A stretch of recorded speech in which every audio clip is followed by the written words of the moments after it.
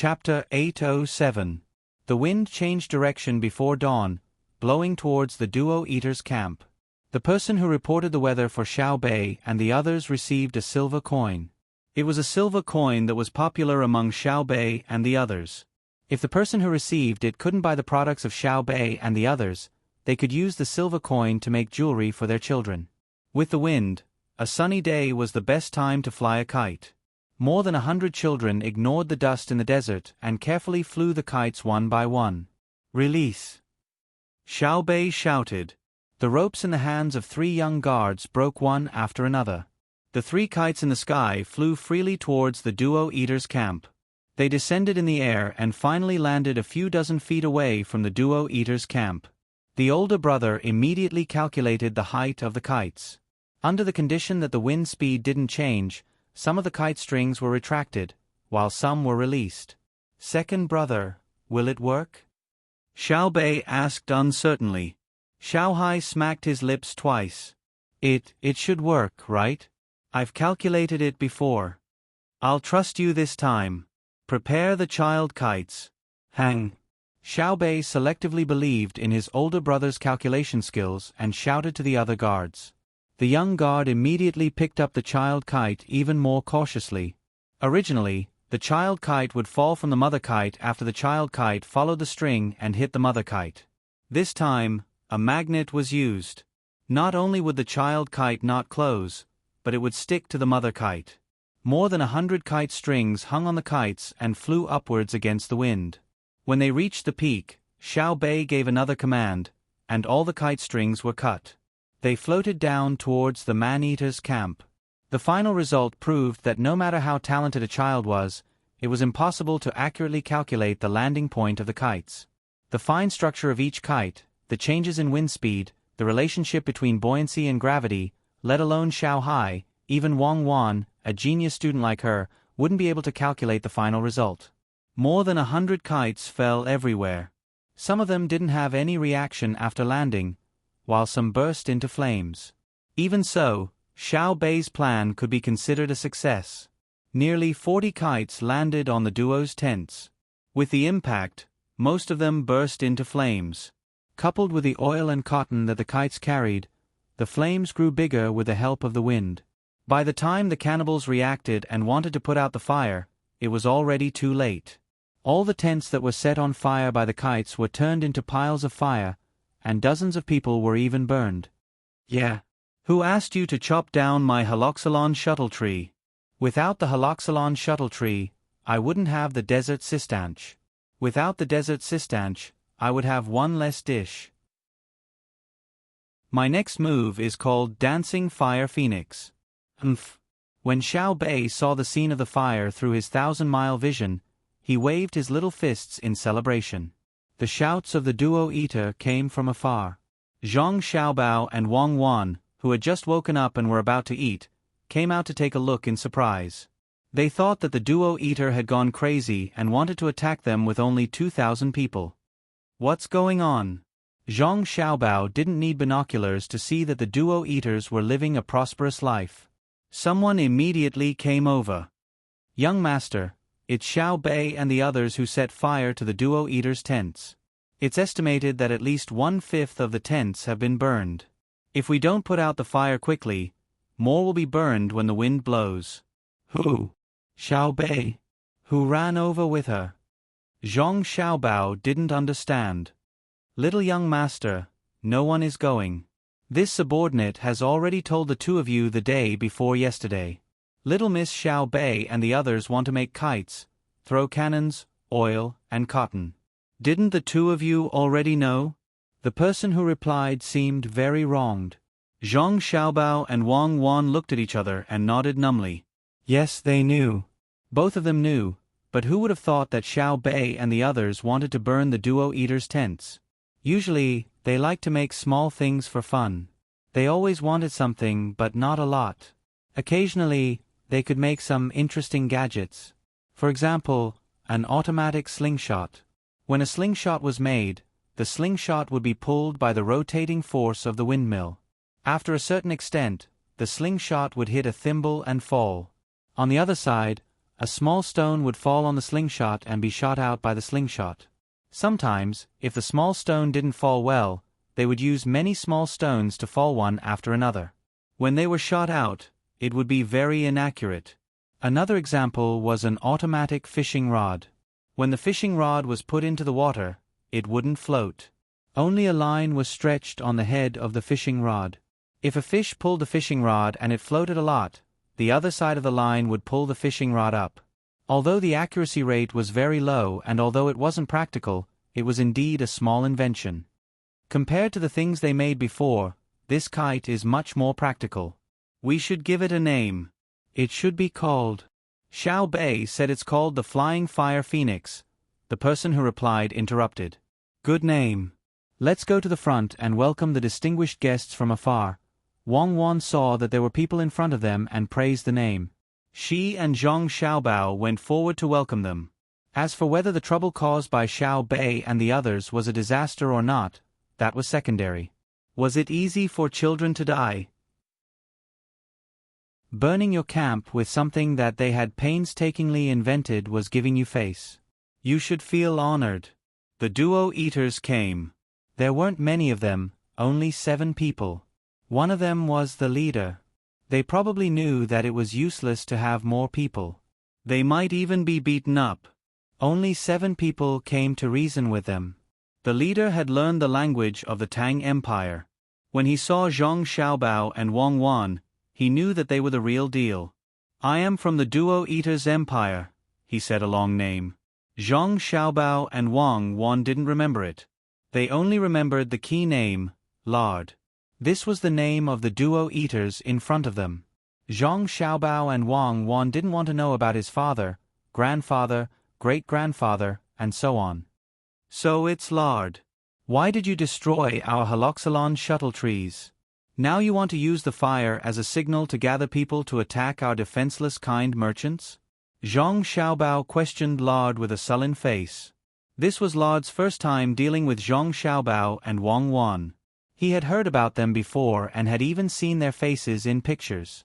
According to the rumors, they were very unreasonable.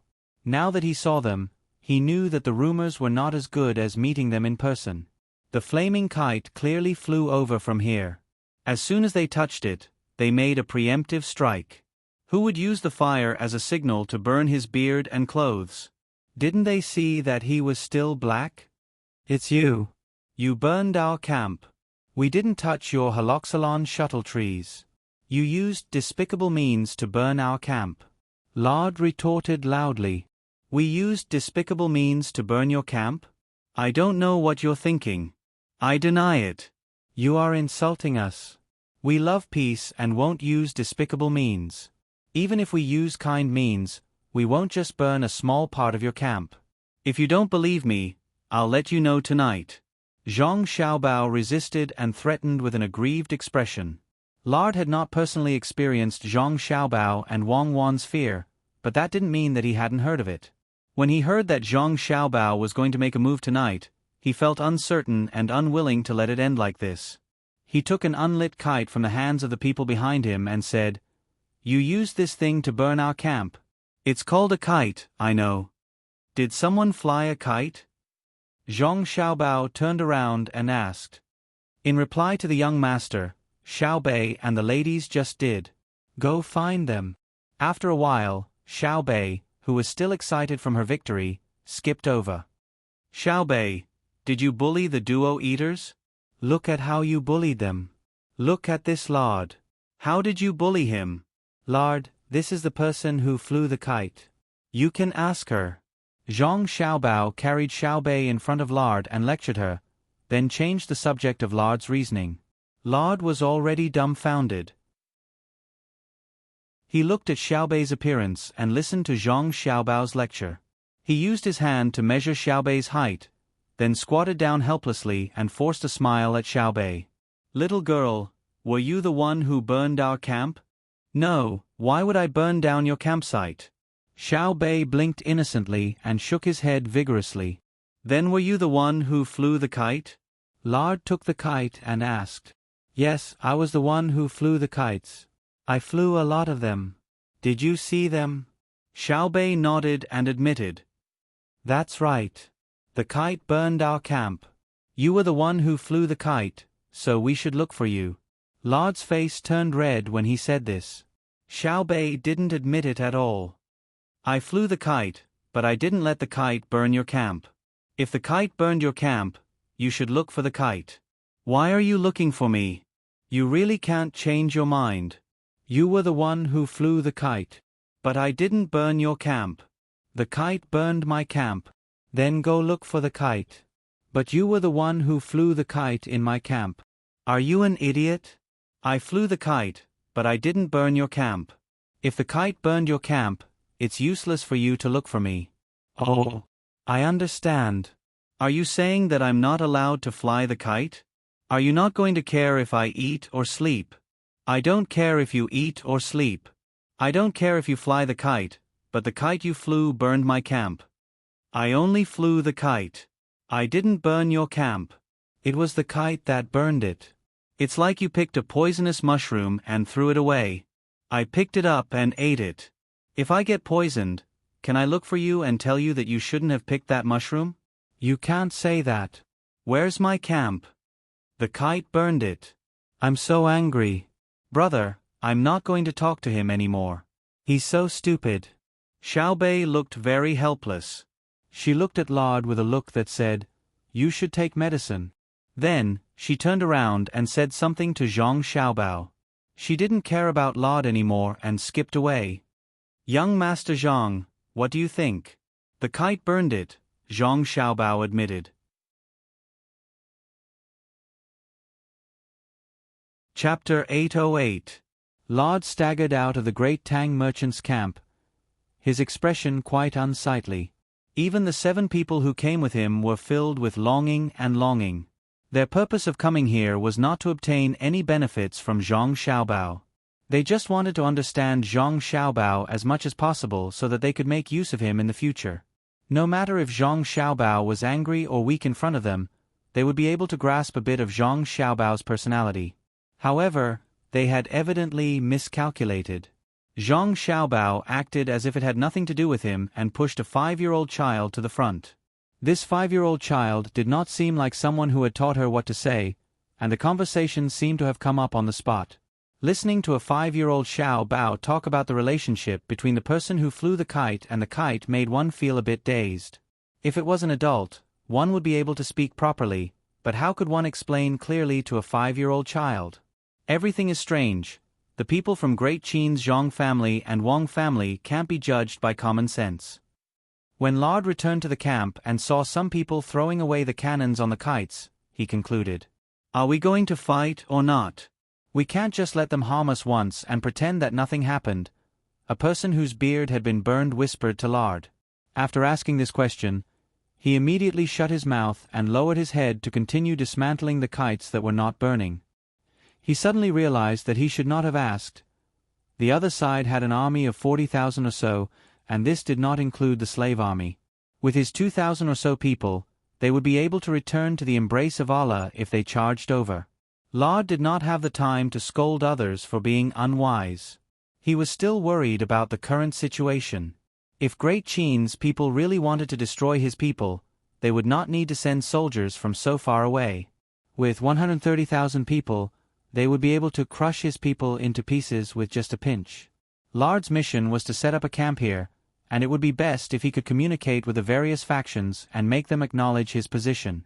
This would allow him to trade with Great Qin. Great Qin had beautiful silk, beautiful ceramics, and even tea leaves that people would get used to after drinking them. A small amount of these things had already flowed into Zhao Fu's side, and they were incredibly valuable. If they could stabilize, then... It was a pity that recently, for some reason, Great Qin's emperor, who had always been very open-minded, had actually sealed off all of the checkpoints, not allowing merchants to bring out things that were considered ordinary to Great Qin but were good things to Great Qin. There were simply too few goods shipped out through Tubo and Turkic Khaganate. More importantly, the prices were much higher than in the Great Qin Empire. After seeing how the Tibetans were constantly harassing Great Qin did not do anything too excessive and even opened up more channels of communication.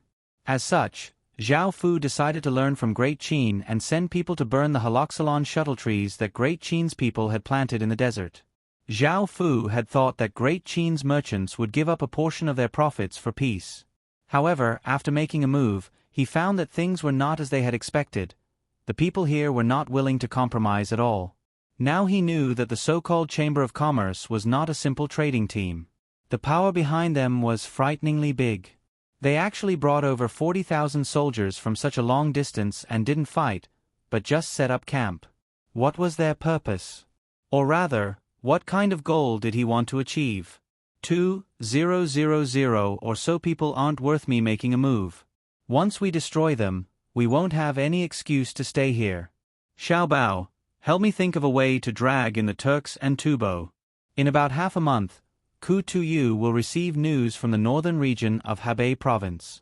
Back then, we took their seals to give them the misconception that we were trying to rope in their people. We did that, and a small portion of them agreed to come with us after the battle.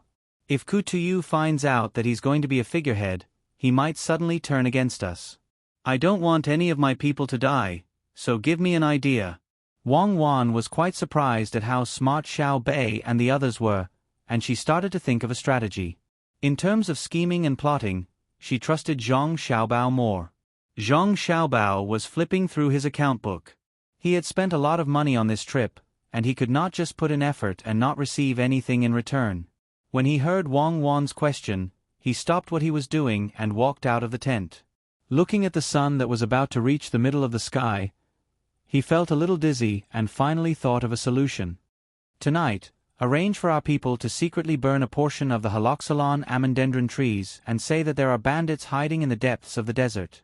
Let Ku Tuyu and the others lead 40,000 people in pursuit. At that time, it will be impossible for the people outside to pass the news to them. Will they believe it? I don't care if they believe it or not. If I say there is, then there is. When they enter the desert, take the money to buy a large amount of livestock from the Turks and Tubo for supplies. They lack food, but they don't lack livestock. With Ku Tuyu's army in charge of cleaning up the wolves and other possible dangers, our people will enter the desert to collect useful resources and plant trees. There is strength in numbers. That's good. If the Turks and Tubo don't sell, I understand. If they don't sell to us, we will seal off the trade route between them and the Great Tang and not trade with them. There are still tens of thousands of strings of coins here. If there is no other way, we can buy them on credit first. Wang Wan followed Zhang Xiaobao's train of thought and said. Zhang Xiaobao waved his hand and said, "Who will give them copper coins? Take out the printed money and give it to them. When the time comes, they will go to the Great Tang to spend it. We will not go back on our words and promote the circulation of paper money. As long as they acknowledge the status of paper money and are willing to accept paper money when they sell things in the future, the people will be able to get used to our paper money faster." Zhang Xiaobao was not willing to separate this matter and had to connect with other parties. Then let's burn it. Let's go and take a look at Xiao Bei and the others. Don't let them hurt themselves.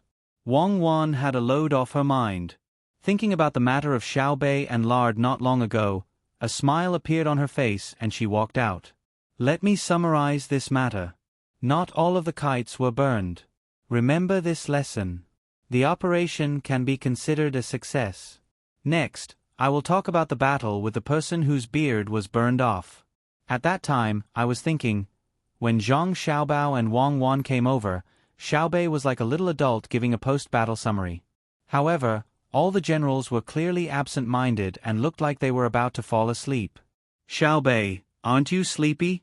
You have already summarized it 3 times. I know you are good. Let us go to sleep. Xiao Yuan lowered her head and recited the Book of Songs. Seeing that Xiao Bei was still saying what she had already said twice, she could not take it anymore and interrupted. Xiao Bei was about to say something interesting when she was suddenly interrupted by Xiao Yuan. She said angrily, "So what if it's 3 times? Reviewing the past and learning the new. For information that can help us, let alone 3 times, even if it's 30 times or even 300 times, we still have to treat it seriously." Where was I just now? Yes, I was talking about when I faced lard. At that time, you guys don't know, but this is what I did. Xiao Yuan, repeat it again. You were very quick-witted at that time. Through your unique logic, you made Lard speechless. Also, Xiaobei, let me go next time. I promise I won't repeat this nonsense again and again. It's almost time for lunch. In order to get rid of this situation as soon as possible, Xiao Yuan praised Xiaobei as quickly as she could. In the end, she strongly requested, "Let's go back. Don't worry about them."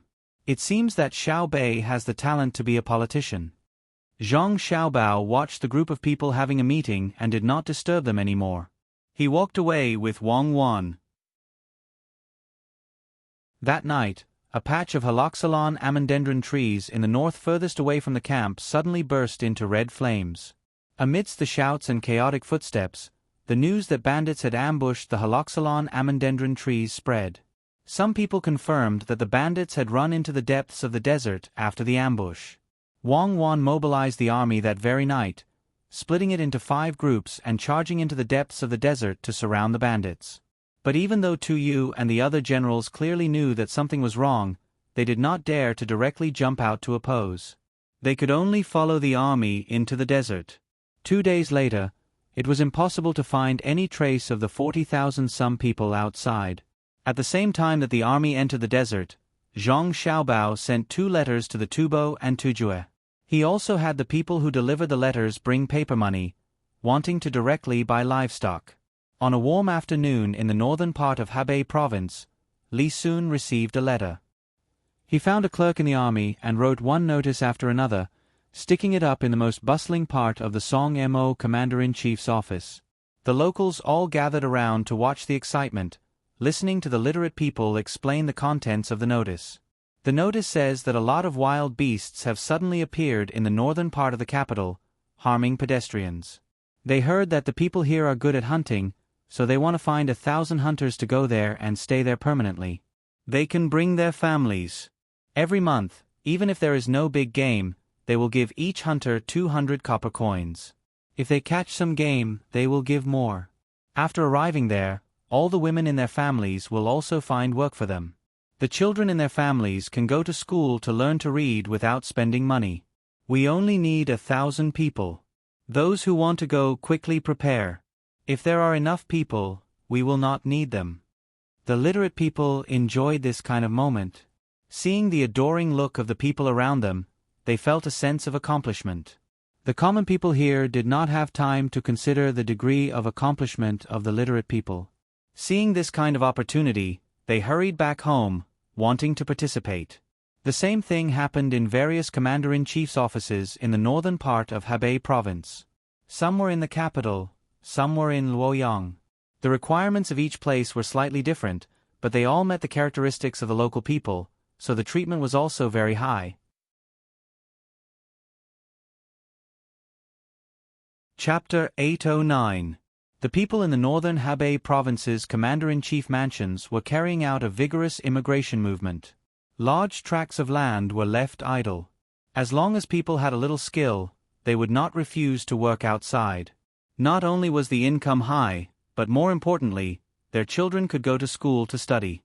In the local area, as long as they were not particularly rich, ordinary rich families could not find a suitable teacher to teach their children. This is it for my life. The rest is up to the children. A man who knew how to hunt tied a dozen complete skins into a big bag and carried it on his back. He also carried a carrying pole on his shoulder. There was a basket in front of him and a basket in front of him. In the basket in front of him was a 2-year-old boy, and behind him was a girl less than a year old. Beside him was a girl less than 10 years old and a boy about 6 years old. Their eyes showed confusion and a trace of excitement. They followed another woman and walked towards Jili province. When the woman heard the man's words, she looked determined. She tidied up the bag on her back and touched the man's bow on her left shoulder. She picked up a bamboo basket with her right hand and said to the 6-year-old boy who was confused about the future, "When we get there, don't make trouble. You have to learn well. If others bully you, you have to endure it. This time, your father will fight for you." Even if a 6-year-old child knew something, he did not know much. He was not like Xiao Bei and the others who had been educated since they were in their mother's womb. Hearing his mother's words, he nodded with empty eyes. Is it true that if I go to school, I will get candy? I heard that there are schools in both Zhong family and Wang family. Where is sister? The little boy looked at his sister who was walking on the other side. The girl was full of hope. She looked at her mother and then at her father. Seeing that they did not look at her, she lowered her head regretfully. Girls who were not from rich families were not allowed to learn to read. After all, they would belong to other families in the future. It was not worth it to spend money. When the girl was younger, she understood that the family belonged to her two younger brothers. After walking for a while, the man with the carrying pole finally spoke. I heard that both men and women are required to go to school. If you learn well, you will be rewarded. Eldest daughter, go to school for a month first. If there is a reward, go to school. You don't have to go home to work. Oh, I can go to school with my sister. Sister, you must study hard. The boy immediately cheered up. The girl didn't say anything. She changed the position of the bag on her shoulder and pursed her lips. Her eyes showed that she was going to fight for her life. This type of scene played out everywhere. Every province could send out 1,000 people, each family's relatives. The groups that gradually gathered together became more and more vast. When those in power saw this situation, they didn't dare to stop him, but they also couldn't bear to let him go. They could only grieve in their hearts. It was impossible for the people in the capital not to know about such a big thing happening in the north of Hebei province. Not only did they know about it, but there were also people in the capital who were pushing it behind the scenes, and the biggest one was the Emperor, Li Longji. After seeing the news from the other side, while the weather was not cold yet, he ran to the newly built unsinkable lake with Gao Li-Shi and said to Gao Li-Shi, after a group of people with some skills come here, we should find a way to let other people migrate to other places. What do you think about the empty land? For the first time, Gao Li-Shi didn't have to worry about sinking when he swam. He was feeling very comfortable. When he heard the emperor's words, he looked at the white clouds floating in the sky. After thinking for a while, he replied, Your Majesty, when the land is empty, there will naturally be people who want to occupy it. However, there is only land and no people. Presumably, they will have to move in from other places. Your Majesty must prevent people from forcing people to move. And, Li-Shi, what do you think will happen if we let Xiao Bao and Cuckoo find a way to find people from other places? Li Longji was a little reluctant to give up good places and wanted to take all of them. Absolutely not. If the two of them look for people from other places, who will they listen to? Naturally, the commander-in-chief of the various commander-in-chief manors have no power, and it is not good for Xiao Bao and Xiao Bao to have too much power. I hope your Majesty will reconsider. This subject has heard Xiao Bao say that if we occupy that piece of land, the rice produced will taste better, and the beans produced will be able to be squeezed out more oil. Why don't we put it aside for now and wait for the two of them to return before we discuss? Gao Li-Shi objected to letting Zhang Xiaobao and Wang Wan reach out their hands. This would be good for both Tang and Zhang Xiaobao. After a while, Li Longji leisurely said, There are still not enough people. Find more people to study in Dei Medical School. I want to let every child in Tang live. Xiaobao, our population is getting bigger and bigger. Where should we put them? I'm not willing to return to Great Tang, but it's a waste of labor here. Give me an idea. Wang Wan was also worried about the population, but unlike Li Longji, she was worried about not having a place to settle them. This time, Zhang Xiaobao's plan was to take over at least 100,000 slaves, regardless of whether they were from Tufan or Turkic Khaganate. Let's put them in Heilongjiang. Li Longji can't manage that place. We should protect the environment first. I've been there before, and it's too hard to find wild animals there. They even ate animals from the zoo. Now, that place is really good. After we go there, we can gather all the tribes there. In the future, there won't be any Soviet Union or Russia. Zhang Xiaobao was thinking long-term. You've done that kind of thing before? How can you bear to eat cute animals from the zoo? They're already pitiful enough. Wang Wan stared at Zhang Xiaobao's words. I didn't want to eat them. It was the local officials who purposely arranged for me to eat them. Don't blame me. Tufan and Turkic Khaganate haven't replied to say whether they want to sell their livestock or not. I'm just urging them. Consider it an ultimatum. Zhang Xiaobao denied Wang Wan's words. He picked up his brush and started to write another letter.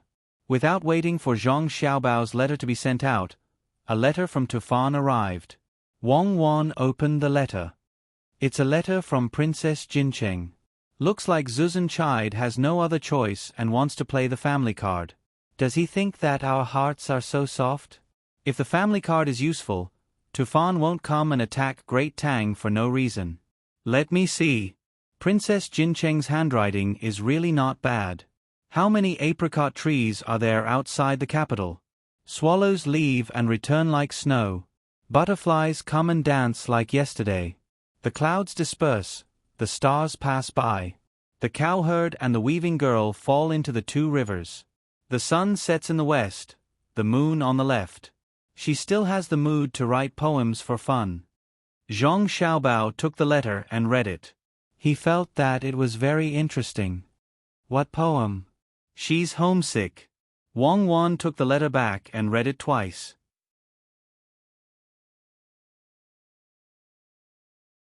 Chapter 8-10. Under Zhang Xiaobao and Wang Wan's contemptuous gazes towards the politics, economy, and military of other countries, a letter for Princess Jincheng to return to the Great Tang was delivered to Zhu Zan of Child. Furthermore, the letter deliberately emphasized the problem of the supply of many people and the lack of livestock. After Zhu Zan saw the letter, he drank a lot of tea and felt like he was dreaming. The letter was not written by either Zhang Xiaobao or Wang Wan, nor was it written by an important minister of the Tang Dynasty. It had nothing to do with Li Longji. Nuwu, someone wrote you a letter asking you to go back. Take a look. Zhu Zan drank a pot of tea and found that his stomach could not hold it anymore.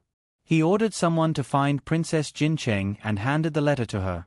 Seeing the ugly words on the letter, Princess Jincheng was stunned at first, and then she did not care about Zhu Zan and praised him.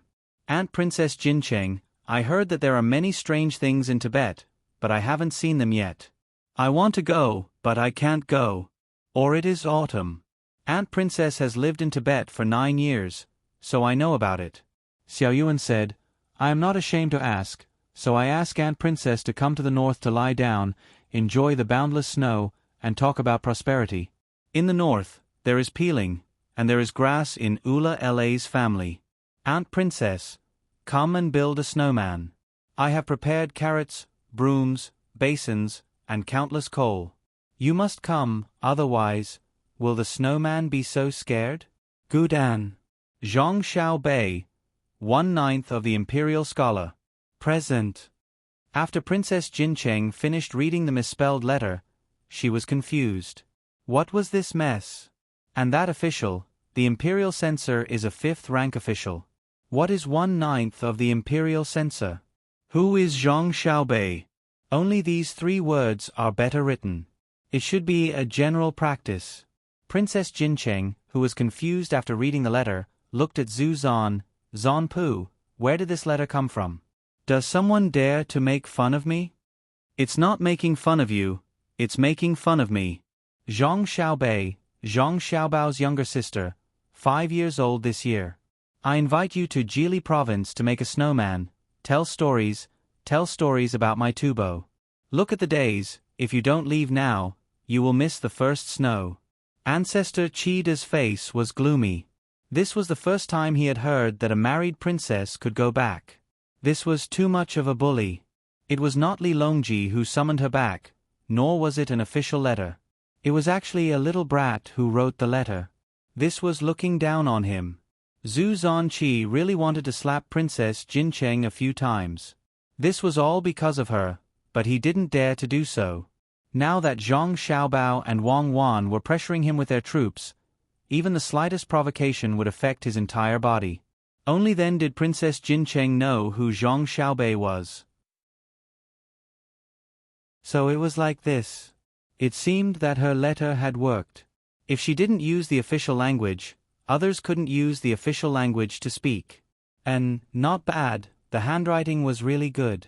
Even if there were a few wrong places, it could be forgiven. Zonpu, what should I do? Princess Jincheng was both expectant and worried.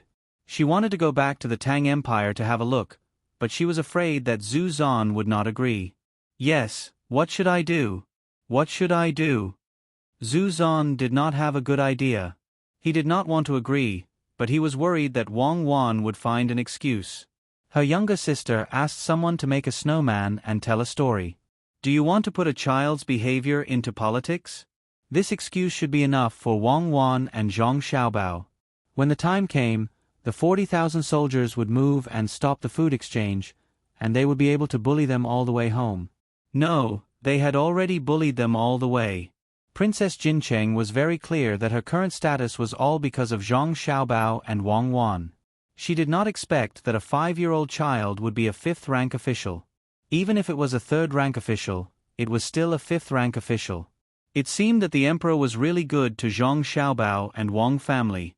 Many officials could not enter the 5th rank in their lifetime, but a child could enter the 5th rank. A 5th-rank official could enter the imperial court. Zonpu, what kind of official is the 9th-rank official of the imperial censor? Princess Jincheng suppressed the excitement in her heart and changed the topic. She did not want to force Zhu Zan to express his opinion. Zhu Zan also knew that Princess Jincheng did not know enough about the Tang Empire. To be precise, she did not know enough about the Zhang Xiaobao and Wang family. He sighed and explained, the so-called 9th-rank official of the imperial censor is actually more powerful than the 3rd-rank official. Zhang Xiaobao and Wang Wan now have 9 younger brothers and sisters. It is useless to take one out, but as long as the 9 of them work together, they can impeach any official in the Tang Empire. They have already taken care of an official. Many great Tang officials avoid them because they are still children and don't use the compromises and concessions of the bureaucracy.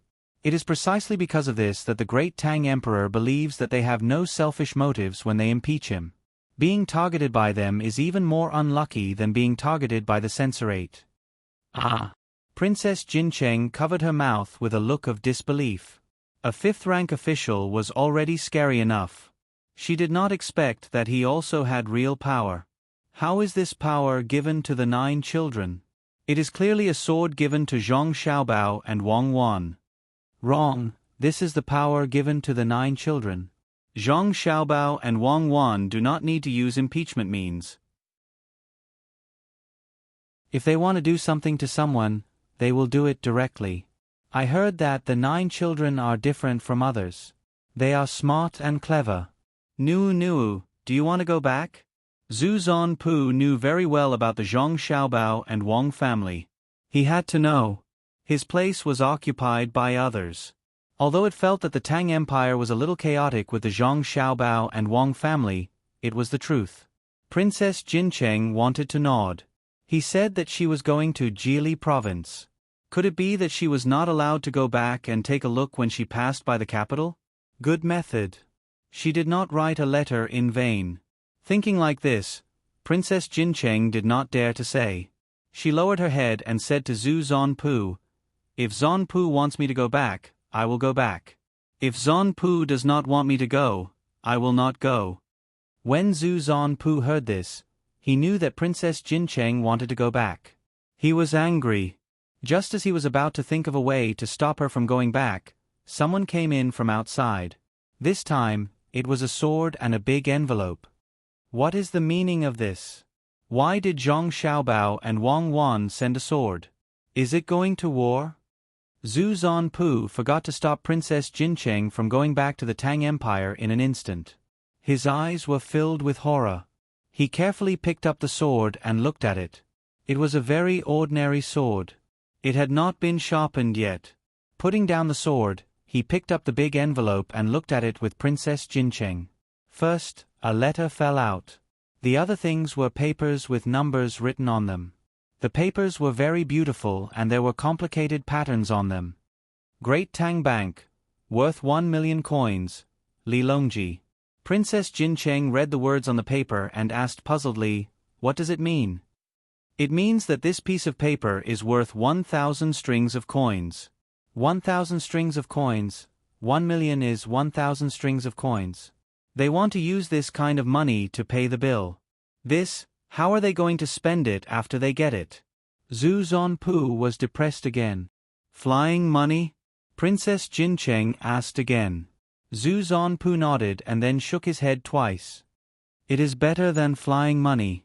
Flying money can only be used in a certain area. This money can be used in the Tang Empire. Look, this is to prevent others from counterfeiting. At least in the Tubo Empire, it cannot be counterfeited. Zhu Zonpu introduced the paper and pointed out in detail to Princess Jincheng.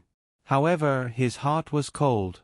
No matter what, he was the ruler of a country. He would not just look at the surface of things.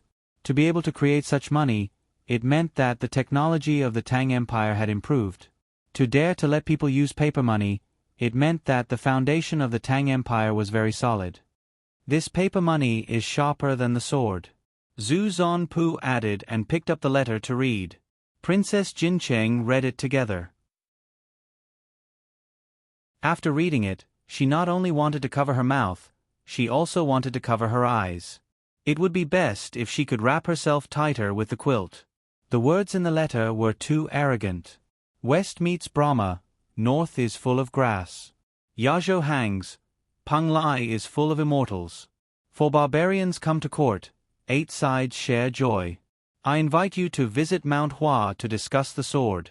Zonpu, I want you to go to the capital. It seems that you are not the only one invited. Are you going? Princess Jincheng was even happier. If Zonpu was going, he would have to bring her along. Mount Hua was in Huayin County, Huazhou, next to the capital. But she did not know what Zhang Xiaobao and Wang Wan meant. Inviting people from all over the country, did they want to catch them all in one go? Zhu Zonpu was also frightened, especially the words at the end of the sentence. It was actually not Zhang Xiaobao and Wang Wan using their own names, but Li Longji's name. Regardless of whether Li Longji gave the two of them this authority, if the two of them dared to use it, they would naturally discuss it with Li Longji. Moreover, Li Longji seemed to value the two of them very much. To go or not to go, this was the problem. In the past, who would foolishly go to Tang Dynasty's capital and be afraid that they would not become a hostage? But now, it was not about whether they would become hostages or not, but the consequences of not going. This excuse to start a war was more sufficient than the previous one. What did Mount Hua mean? Was it a provocation or a threat? Zhu Zonpu thought about many things. In the end, he felt that it was better to go than not going. If he went, Tubo would still be Tubo. Li Longji would not think that he could swallow Tubo by killing him. If he did not go, Tubo might not be Tubo. Devilish Cuckoo seemed to have been silent for a long time. More importantly, if others went and he did not go, who knew what they were talking about? When the time came, they would all join forces and attack Tubo together. With Tubo's current strength, they would not be able to deal with it. Wait for me to write a letter and ask clearly. If I go, Nu, you can accompany Xiao Bei to build a snowman. Zhu Zonpu said what Princess Jincheng wanted to hear the most.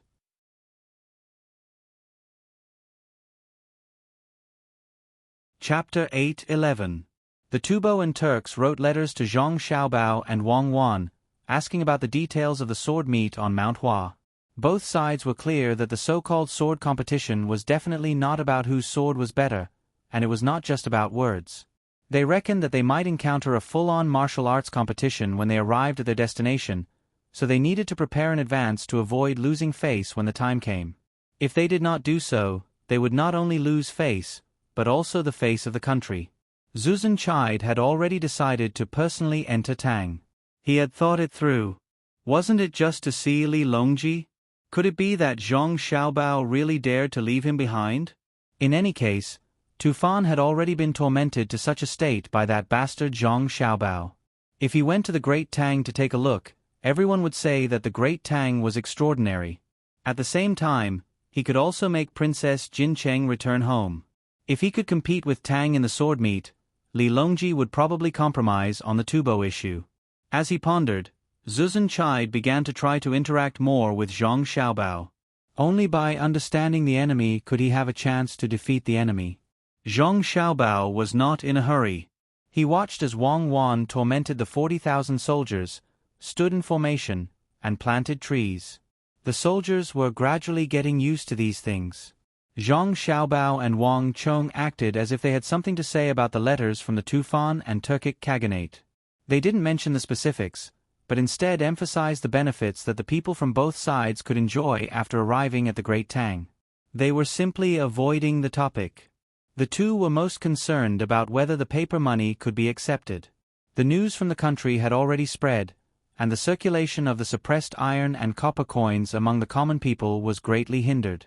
Now that there was more food in the country, the living standards of the common people had increased. The purchasing power of one copper coin was very large, and the coins made of iron and copper became the small type. Not only was the amount small, but the size was also small. 10 of the new coins were equivalent to the value of a standard Kaiyuan Tong Bao. It was a very good move, but the common people did not appreciate it and were not enthusiastic. Sometimes, they used copper coins, and sometimes, they directly bartered. No one was willing to take the initiative to go to the bank to exchange. Looks like we have to start from the merchants. After receiving this news, Zhang Xiaobao started to worry. It's not easy to change a habit of spending. Businessmen are good and flexible. You made a mistake, didn't you? I knew you would make mistakes. Most of the banknotes issued now are circulated between merchants. The amount is too large. Who would carry a 10-coin banknote on them for no reason? What if they lose it? Do you think 10 coins is a small amount? Wang Wan was standing by the side, not helping to come up with ideas. She even angered Zhang Xiaobao. All right, don't use such a strategy on me. Even if you don't provoke me, I will think of something. Isn't it just a matter of consumption philosophy? It's simple. I'm prepared to transition naturally. Do you understand? Write a letter back and issue an order to all the schools that we have opened in various places. In the future, we will not directly give the students things in the schools. Instead, we will give them money. When it comes to food, we will spend their own money to buy it. When it comes to rewards, we will not give them books. We will let them buy their own paper. However, they have to buy it in our stores. It's too expensive to buy it elsewhere. Let them get used to using new money. Give them the kind of money that is worth 1 copper coin for 10 coins. When the time comes, they will tell their families. In this era, the uncultured value the cultured very much. Sometimes, the words of literate children are more effective than the words of adults. Let's use children's diplomacy. Zhang Xiaobao did not need to spend too much time thinking and came up with a solution. This strategy was used by many people. For example, if a new place was developed and no one went there, what would they do? If they moved a key school there, it would not take long before the surrounding houses would be sold. Wang Wan pondered for a moment and felt that something was wrong. After blinking a few times, she finally understood.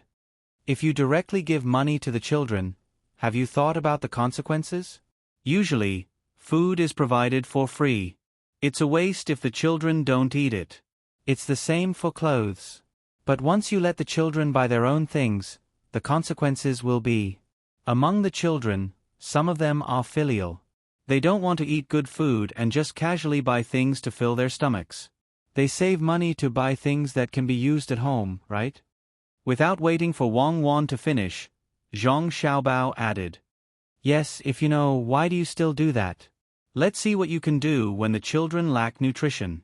Wang Wan was very dissatisfied. Zhang Xiaobao chuckled. You only think about the children being filial. Why don't you think about how the adults have deeper feelings for the children? Many adults can do anything for their children to have a good life. I'm waiting for the children to do that. When the time comes for the parent-teacher meeting, they will tell the parents that their children are starving to death. What do you think will happen? What will happen? Zhang Xiaobao, you are too insidious. Wang Wan immediately understood the meaning.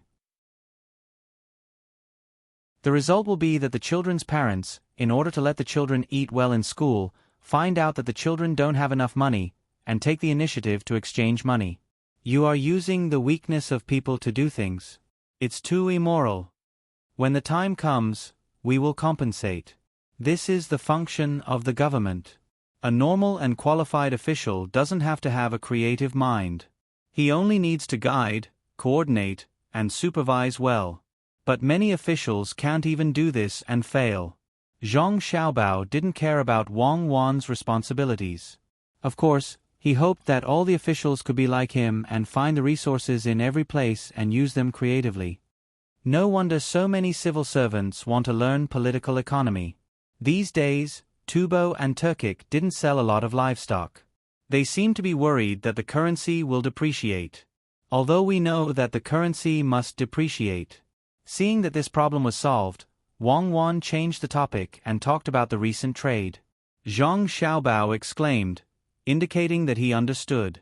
He continued, from tomorrow onwards, stop the trade of food with Tubo. Ship the food over and bring in more weapons from Great Tang. Tell the Tubo and Tujue that they have to use currency to purchase. They will definitely work hard to collect foreign currency. If you don't believe me, let's take a look. Actually, Wang Wan knew that it was feasible even without looking. As expected, after Zuzan Chide found that the trade of food with Great Tang was affected, and after seeing a few technologies and a large number of weapons that were good for Tubo, he happily accepted the new concept of currency. A large number of local specialties were sold at a lower price than the original trade. After exchanging for currency, he went to buy the technologies first, even though he knew that the technologies were outdated for Great Tang.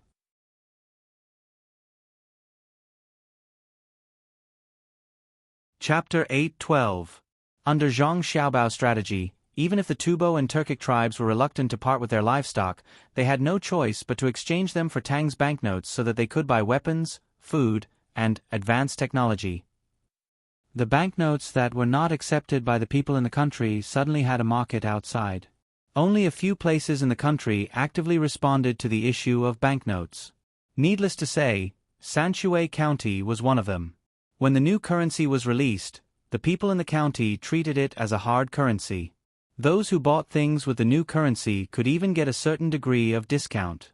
Apart from Sanshui County, there were also Buxin County and the nearby Xinsai County. These were all places that were directly related to Zhang Xiaobao and Wang Wan. Not to mention Jili County, they had to use it even if they did not want to. Then there were Chongning County and Xuzhou. These places were not far from the capital. The farthest place was Luzhou. The Great Tang Bank had opened almost all over Tang, but there were still some places that could not be reached. First, it was far away, but this was not the most important thing. The most important thing was that the population was small. When they opened a bank there, they found that no one needed it. If Luzhou did not develop, it would not have been possible to build several banks there. Currently, Luzhou could be said to be the most prosperous place apart from the capital. When it came to the lives of the people, even the people in the capital could only look up to it. According to Zhang Xiaobao, the capital's overall GDP was twice that of Luzhou. However, when it was put into the hands of an individual, the people in Luzhou were 5 times more than the people in the capital. It could be said that every family was rich. When the Great Tang Bank was being tested in the capital, they had arranged for people to follow the construction in Luzhou. Now, Luzhou's bank had become the designated place for all the foreign merchants to deposit and withdraw money. In fact, the people in Luzhou were almost between barbarism and civilization. At least, many officials in the capital thought so.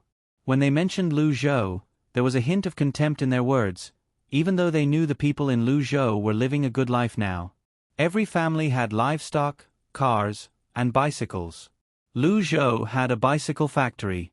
Moreover, the roads were well repaired, so people could ride their bicycles when they went out. The only thing was that there was no rubber, and the wheels made of leather were easy to break. In addition to the abundant materials, there was also the progress in culture. Needless to say, all the children had to go to school. Even the adults who could not read and write had to go to night school. Even in such a place, there were still people who looked down on them. Sun Hua was one of them. When he arrived at Luzhou's dock by boat, He looked down at the busy people on the dock and said to a 13 or 14-year-old child beside him, "My son, this is Luzhou. It's thousands of miles away from the capital. Only those who have no other choice will live here. Otherwise, how can it compare to the prosperous capital? Remember, the world is as prosperous as this. Your life's ambition should be the capital." The child raised his head and looked at his father's face. He nodded vigorously, but when he looked down, he felt that this place was not much worse than the capital. He picked up the clairvoyance hanging in front of his chest and looked further into the distance. He said to his father in confusion, "My father, I don't know. Honorable father, the flow of people here is like shuttling back and forth. There are clusters of carriages and horses. Before entering the harbor, the shadows of the sails can be seen. Compared to the capital, it seems to be even better." The previous person really had some ability, but he was dealt with just like that. What a pity. After being refuted by his son, Sun Hua, as a father, really could not find an excuse to deny it. Originally, he just wanted to let his son know that the most promising place was the capital. He did not expect that he would use the wrong example. He reached out and took the clairvoyance away from his son. "Be careful not to break it. It's expensive. It's true that this place is prosperous, but it's too far away from the capital. It's difficult to be promoted. As for the origin of this prosperity, it has nothing to do with the previous provincial governor who dared to smuggle. If he didn't get greedy, he could have been transferred back to the capital and put in an important position after a year. Unfortunately, he only stayed steadily for 4 months before his mind became active. Zhang Shuo, who helped him find a way, was almost implicated. He still doesn't know how powerful Luzhou's people are. Don't stretch out your hand, or you will be caught." The child did not quite understand his father's words. He looked at the scenery again and asked, "Father, since we can arrange a good position after a year, why did you say this place is not good? Who built Luzhou's place?" Sun Hua was speechless by his son's question. Just now, he just wanted to emphasize the importance of the capital, but now he was stumped by the question. The officials here can get a good position in the capital, but it's better to get a good position in the capital directly. Think about this later. I won't tell you clearly today, but the people who built this place were sent to Luoyang to retire. Now you know, Luzhou may not be a good place. In order to maintain his dignity, Sun Hua said a few words. After that, the child nodded sensibly, but the others were not willing to do so. The 2 people working at the dock who were building the gangplank for the ship looked at the person who spoke arrogantly with very unfriendly eyes. Their hands stopped moving, indicating that they were not going to continue building the gangplank. Before Sun Hua could react, he said to his son, "Although this place is good, it is not a blessed land. There is a lot of miasma in the forest, and hurricanes often come. The original official has used up all his luck. Otherwise, he would be like me and work in the capital in the future." The gangplank that had just been built was removed. Then, Sun Hua saw one of the 2 gangplanks open his mouth and turn to the other people at the dock and shout, "Someone is talking bad about Provincial Governor Zhang. It's him." With a swish sound, the people who were working immediately stopped what they were doing and looked over at the same time. Sun Hua was startled. Just when he was wondering what had happened, the boatman who sent his family here stood beside him and asked in horror, "Lord Sun, what did you say about Provincial Governor Zhang? You'd better explain, or I can't protect you." Sun Hua was stunned.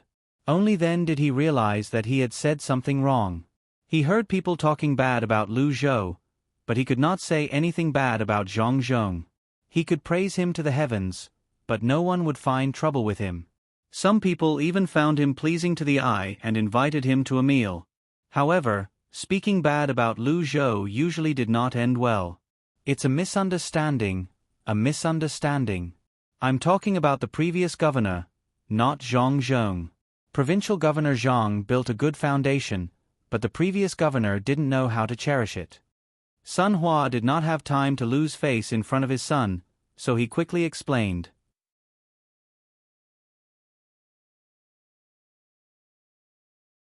Chapter 8:13.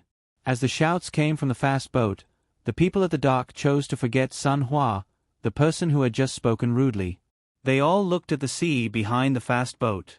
Unfortunately, all they could see was seawater. Sun Hua, who had been forgotten, quietly wiped the sweat on his hand on his clothes. He began to feel curious again. His eyes followed the workers on the dock, but they were blocked by the mast. "Father, you should take office quickly. After the handover, you will be the provincial governor here, the highest official. You don't have to worry about others disrespecting you." The child gently touched his father with his hand and gave a sensible idea. Sun Hua's father, Wei Wei, was stunned. He regretted speaking too confidently to his son just now. After hesitating, he finally decided to teach his son to be an honest person and not to talk nonsense. "My son, you don't know. This is Luzhou, an extraordinary place. Even if I take office, if I speak ill of Zhongzheng, I will still cause trouble. Judging from that person's shouts just now, Luzhou must have something new. Wait a moment. Maybe there will be more benefits." When the child heard that there was something good, his eyes blinked.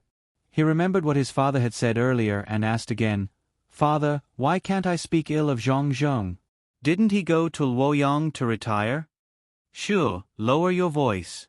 He has nothing to do in Luoyang for the time being, but his son and daughter-in-law have something to do. Zhang Xiaobao is about the same age as you, but he is the provincial governor of Jili province. He is slightly inferior to me in terms of rank, but his power is greater than mine. The reason why his rank is inferior is because Zhongzheng made Luzhou an upper province. It is said that this place is under the control of the imperial court, but it is actually the territory of the Zhang family and the Wang family. I'm only here to stay for a year. When I leave office, I will return to the capital and get a lot of money. If you want to talk about idleness, you have to work hard." Sun Hua was finally willing to tell the truth. He was worried that if he did not let his son understand the situation, he would say or do something wrong when he went out for a stroll. If so, his career would become very bumpy. The child was really smart. After hearing his father's words, he rolled his eyes and said excitedly, "Father, I have an idea. The emperor certainly doesn't know that Luzhou only listens to the Zhang family and the Wang family. Otherwise, how could he let them go? I will write a letter and tell this matter to the emperor in the name of my father. When the time comes, Zhang Xiaobao will definitely be implicated. I have meritorious service. Maybe I can take over his position and be the governor of Jili province. I don't believe that I can't do what he does. Io, my little ancestor, give up on this thought. You are not allowed to think about it in the future. This is not the way to be an official. It's good that you are not convinced, but you have to figure out why he is so good. Is the provincial governor something you can be? Do you know what the provincial governor is supposed to do? Not to mention the provincial governor, even if I give you a secretary, you can't figure it out. There is only one Zhang Xiaobao in the Tang Empire. He was born with knowledge. If you really have the ability, I can also retire. If you still want to use that kind of conspiracy, I won't care about you anymore. Your brother is also not bad." Sun Hua was almost scared to death. After saying a lot, he looked at his son and sighed with emotion. The ignorant were fearless. How could Zhang Xiaobao and Wang Wan be compared with people of the same age? Not to mention people of the same age, even people who were a few generations older than them could not deal with them. How did the previous official get promoted? It was because Zhang Shuo had offended the two of them. As a result, the security of Xinyuan province, which was originally very strict, was slightly lax. It was so lax that anyone who did not help would feel sorry for himself. Thus, the previous official could not resist the temptation and reached out. Not only did he lose his position, he also implicated Zhang Shuo. This showed that when it came to politics, Zhang Xiaobao and Wang Wan could contend with the prime minister and even take advantage of him. Remember, don't reach out, Sun Hua muttered. It was unclear whether he was saying this to his son or to himself. The child was still a little unconvinced, but he was worried that his father would not help him, so he became much more obedient. While the father and son were conversing, the the shadows of sails finally appeared on the path behind them. Sun Hua used his 1,000-li eye and saw 12 large ships that he had never seen before appear in his field of vision. Filled with curiosity, Sun Hua did not mention the matter of disembarking. The main reason was that the springboard had been removed. If he mentioned it now, it would cause the 2 dockside helpers to recall what had just happened. Through the 1,000-li eye, the ships did not seem very far, but it took a full hour for them to reach the docks. The crackling sounds of firecrackers resounded throughout the docks. The people on the ships cheered and waved their hands vigorously, giving off a festive feeling. Sun Hua thought for a moment, then fished out a string of copper coins from a hidden pocket in his sleeve.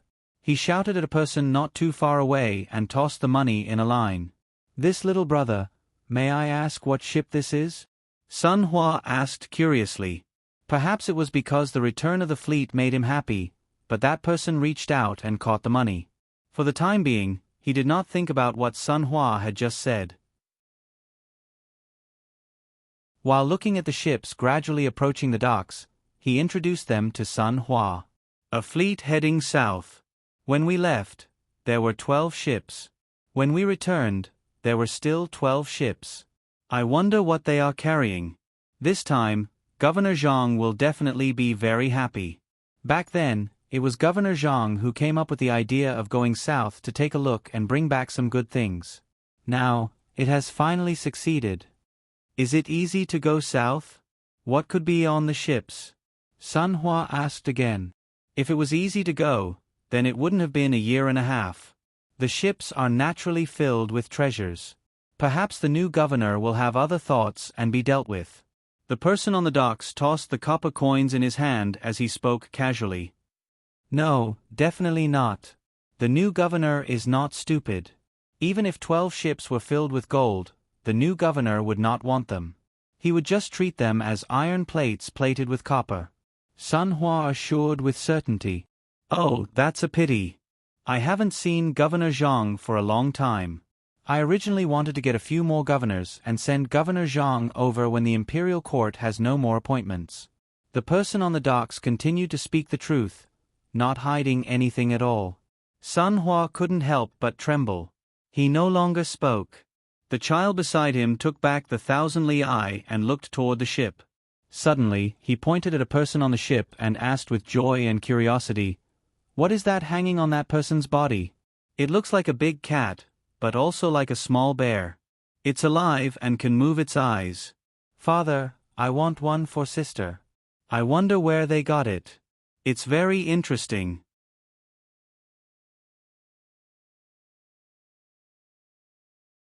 Chapter 8:14. Sun Hua and his son were not the only ones who did not know what kind of animal it was. Even the people on the dock had never seen it before. The little thing was not big, and it looked cuter than a monkey when it was hanging on a human. Especially the little thing's expression, it always gave people a pitiful look. It would lie on the shoulder of the person standing at the bow of the ship, and its eyes would look around curiously and timidly from time to time, making people want to hold it in their arms. "Wow, that thing's ears are so big." A group of children who came to play on the dock saw the person walking to the dock, and their eyes focused on him. A little girl who was holding a doll in her arms shouted. Not to mention girls, even boys would find this little thing interesting. If one looked closely, they would find that this little thing was not beautiful. However, its eyes, ears, and body posture were different from when it was together. "What is it?" Another little girl saw the person on the ship standing on the dock, so she came closer and asked. In fact, the person holding the little thing did not know what it was. He just followed the requirements of the Chamber of Commerce of the Zhang family and Wang family, who had great influence in Luzhou. No matter what strange things they encountered outside, they had to bring them back if they could. Therefore, they brought a group of these little things on the ship. Fortunately, before they left, the people of the Chamber of Commerce had told them that if they caught a plant, they had to bring back the soil of that place. If they caught an animal, they had to know what the animal ate and then bring back the food. If they caught a plant, they had to bring back the seeds. Even so, several of them died on the way. When he heard the question of the little girl, the person thought carefully and organized his words before he answered, "We found this thing on our way south. It looks like a bear, but its ears are bigger. It likes to stay on the tree and is willing to eat leaves. We named it Leaf Bear. This thing is timid and must not be scared. Others have never seen it before. In the future, someone might raise it as a treasure. When they know its habits, they will send it to the zoo in the capital. This person's explanation was quite detailed. At least, it was better than those who had never seen this animal. He even gave it a name. Who says others don't know? If Governor Zhang is here, he will definitely know. I'll go ask the people of the Chamber of Commerce. The little girl was not convinced. She squeezed through the crowd and ran towards the Chamber of Commerce. The person holding the little thing shook his head helplessly. Looking at the little girl's age, he knew that she had never seen Zhang Zhong before. When Zhang Zhong was here, the little girl was probably only 1 year old. But looking at the little girl's reaction just now, it was clear what kind of position Zhang Zhong had in her heart. It was too amazing. No matter how powerful the Zhang family and the Wang family were, how could they know something that they had never seen before? It seemed like Lu Zhou was really from the Zhang family and the Wang family. The people on the ship continued to move the items down. They were counting on these items for the harvest of this trip. If it wasn't for the Chamber of Commerce guaranteeing that all the items brought back by the Jiangnan merchants would be bought at a high price, they really didn't want to bring back a pile of useless items. The animals that looked like the little thing were also taken out of their cages. Some of them were looking around nervously with their eyes wide open, while others were sleeping. Just when many people were watching curiously, a person from the Chamber of Commerce came over with a thick book in his hand. Under the watchful eyes of the crowd, he glanced at the little thing and compared it with the picture of the tree on the colorful page. He nodded and said to the person holding the little thing, "Yes, this animal is called koala or koala. It likes to eat the leaves of several kinds of trees. It has a faint fragrance. It will only drink a little water when it is sick. Did you bring enough leaves of that eucalyptus? Did you bring back the seeds? Oh, there's a kind called rose eucalyptus that is the best. These little guys like to sleep all day long. Let me see, it said that they can sleep for 14 to 18 hours. Little young master and little miss will be very happy. Little young master and little young master will buy it. See, I told you. Governor Zhang will definitely know. What's so great about it?" The little girl who went to call them just now raised her small head with a look that said, "How dare you not believe me?" No one paid attention to the little girl's words. Those who were close to the Chamber of Commerce moved closer to the people from the Chamber of Commerce and looked at the colored picture on the page. Sure enough, the picture was of the little things. Even the leaves they ate were drawn. Below the notes were written about their habits. "That's amazing. Father, did you see that? The Zhang family and Wang family actually drew the things that just appeared in advance. How did they know?"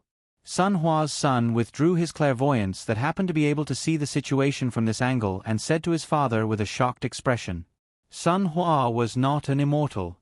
How could he know how the Zhang family and Wang family knew what they had just seen?" Hearing his son's question, he pretended to be profound and said, "This is the ability of others. If you want to be like others, you have to study hard and have a good memory. There's always someone better than you. This is the truth. Do you understand?" "I understand.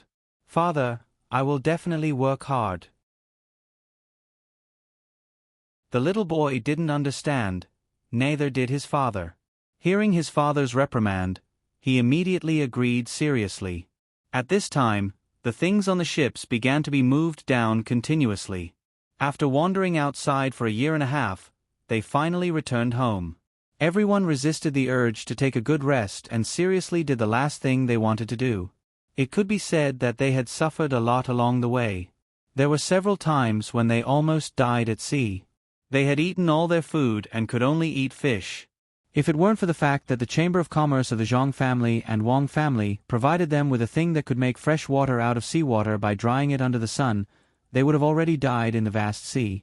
After another part of the things were unloaded from the ships, the people from the Chamber of Commerce stared at a pile of wood and said happily to the people on the ships that had just returned, "Good, you even brought back so much red sandalwood. This time you really made a lot of money."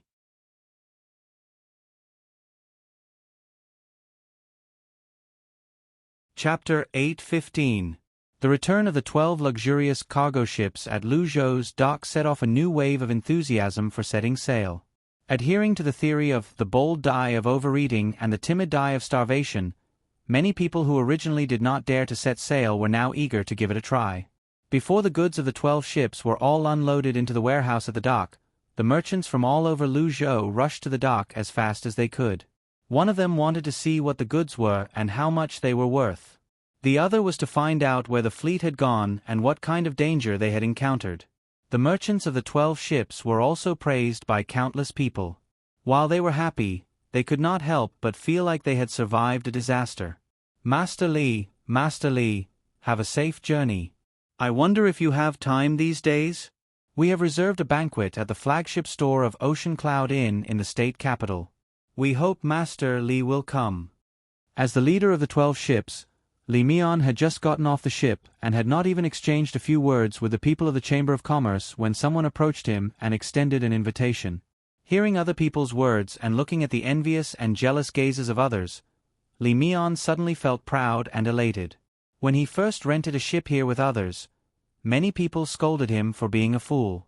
Before setting sail, he had even heard many people belittling him. Now that he was back, he thought, life is really unpredictable.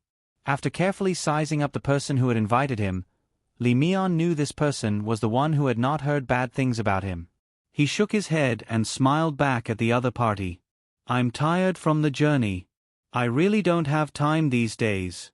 Why don't we wait for a month and talk about other things after I've rested up? Master Li, don't worry if you're tired.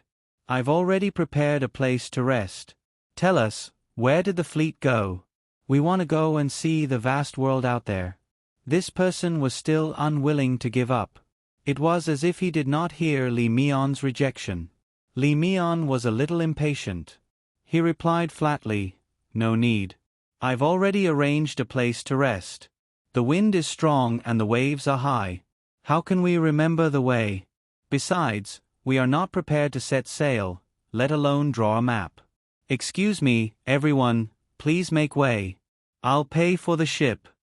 What he said was exactly what many people had said before they set out to sea, and now it was used to refute what had happened before. As for where they were going, what kind of resources there were, and what they had to be careful of on the road, they definitely couldn't tell others so easily. That was information that he had risked his life to obtain. Why should it be given to others for free? Those who wanted to make a fortune would rent their own boat and go out to sea. They would also experience what it meant to die 9 times out of 10. As soon as Li Mian finished speaking, the people from Luzhou's Chamber of Commerce surrounded the area to prevent outsiders from getting close. The person in charge of the Chamber of Commerce held the booklet in his hands as he discussed the details with Li Mian. Boss Li, congratulations on your safe return and bringing back so many good things. Should we talk about the rental fee and the price of the goods? The person in charge asked Li Mian as he checked the items they had brought down from the ship. Li Mian nodded a few times and replied, Manager Zhang, we've discussed the matter of the ship before we came back. We want to buy it. Although it's damaged in many places, it's our first time on such a long journey. We can't return it to the Chamber of Commerce. Manager Zhang, please take a look at the goods and see if they're worth the money. The 12 ships were not given out for free. Li Mian and the others came from Jiangnan. Before they rented the ships, they had to use their properties as collateral. After they returned from the sea, they would use the price of the goods as collateral. If there was more, they would be refunded. They were given 3 years. If they did not return in 3 years, the properties used as collateral would belong to Luzhou's Chamber of Commerce. Now that all 12 ships had returned safely, Li Mian did not plan to continue renting ships. Considering that he would be going out in the future, he might as well buy them.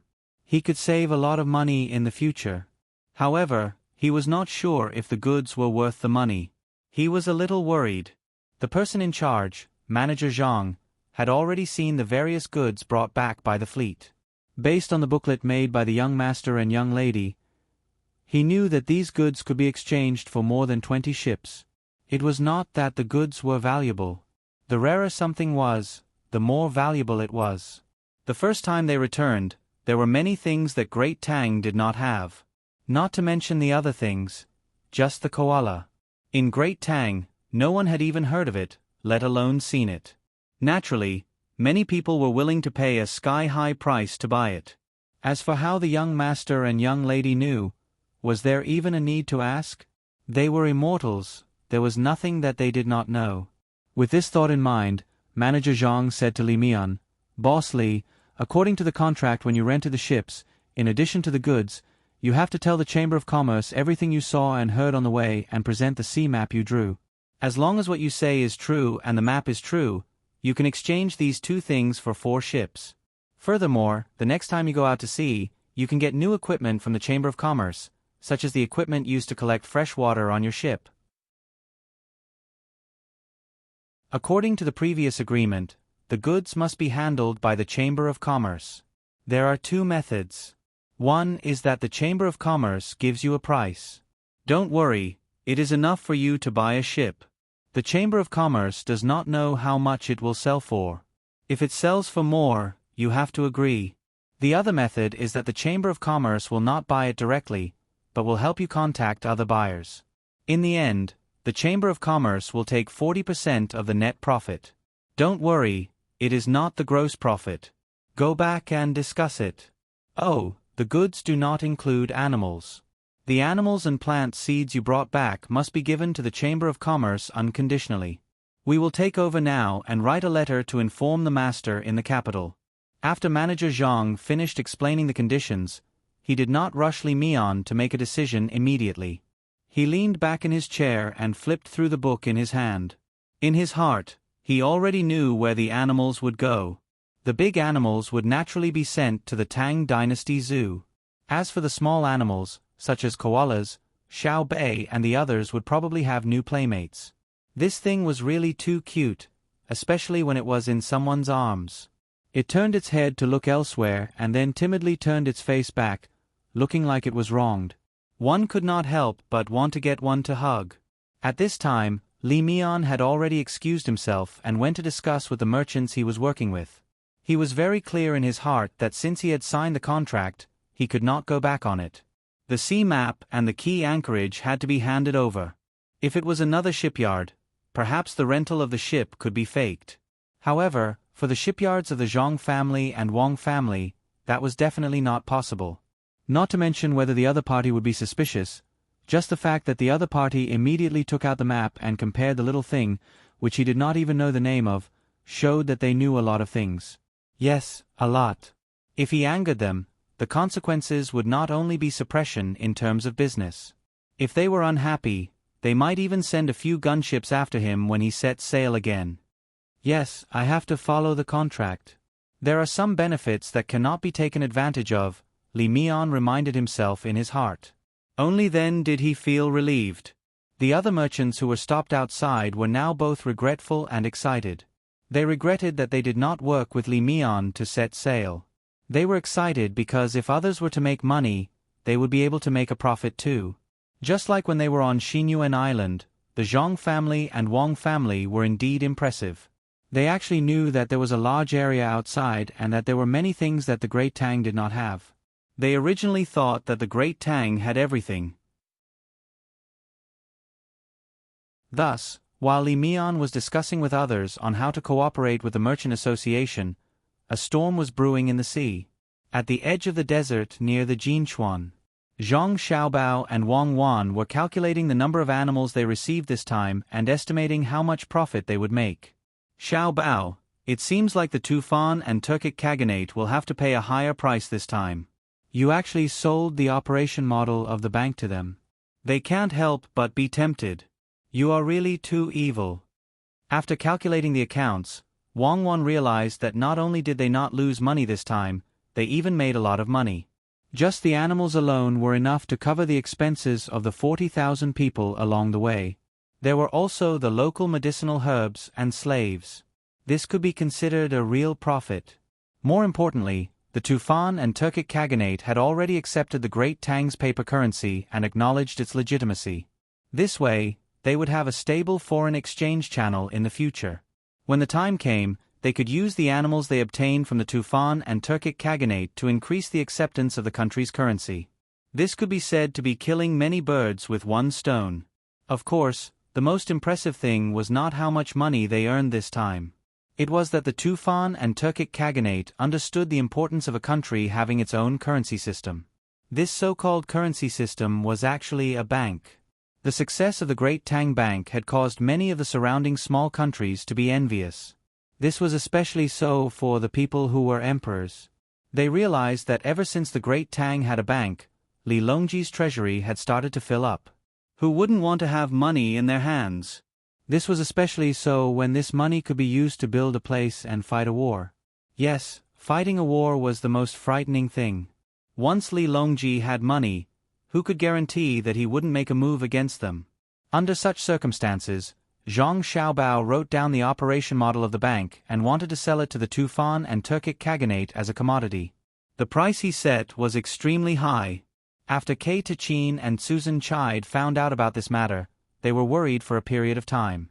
In the end, they were willing to pay a higher price in exchange. They were really worried that if they didn't have such a bank in their country, when Li Longji raised more money to fight a war, their country wouldn't have the strength to retaliate.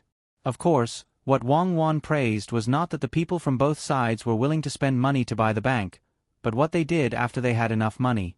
Zhang Xiaobao also understood what Wang Wan was referring to. He turned to the last page of the account book and said, "This is called being in line with the international market. I'm a good person. I'm helping them to gather money. You're lying with your eyes wide open. Not to mention me, even Xian Air knows what you're planning to do. You want to start a real financial war with them after their banks are established. This is the temptation of the devil. You gave them hope and let them open Pandora's box. It's just like asking people to go overseas to search for new places and obtain more things. The benefits are accompanied by risks. When you asked people to go out to sea, you said it very nicely. Why didn't you organize a fleet yourself? I don't know if any of them can come back alive. This is the sea. When it breeds life, it also devours life." As Wang Wan spoke, she thought of the merchants who were encouraged to go out to sea. She hoped that they could come back alive and bring back more good things. Just as Wang Wan mentioned this matter, the pigeon that was trying its best to fly had already arrived in Yizhou. It received Shui Yun, who was sending letters back and forth, and put the letters on Shui Yun. Then, it flew towards the edge of the desert. In the palace of Tubo, Zuzan Chide was holding a piece of paper that Ilua had just exchanged for with a lot of resources. He was reading word by word. Beside him was Princess Jincheng. Now, her status was obviously much higher than before. The entire harem of Tubo had almost become her world. No one dared to compete with her anymore. Everyone was afraid that if they provoked her, the Tang Empire would take revenge. If it was in the past, no matter how powerful the Tang Empire was, no matter how tough Li Longji was. After all, it was very troublesome for the Tang Empire's army to attack. They were usually passive and would not take the initiative to attack. But ever since that cuckoo demon fiend appeared, everything had changed. No one could guess the true thoughts of a child. Perhaps it could be said that children were never so stable. If they were happy today, they would laugh. If they were unhappy tomorrow, they would cry.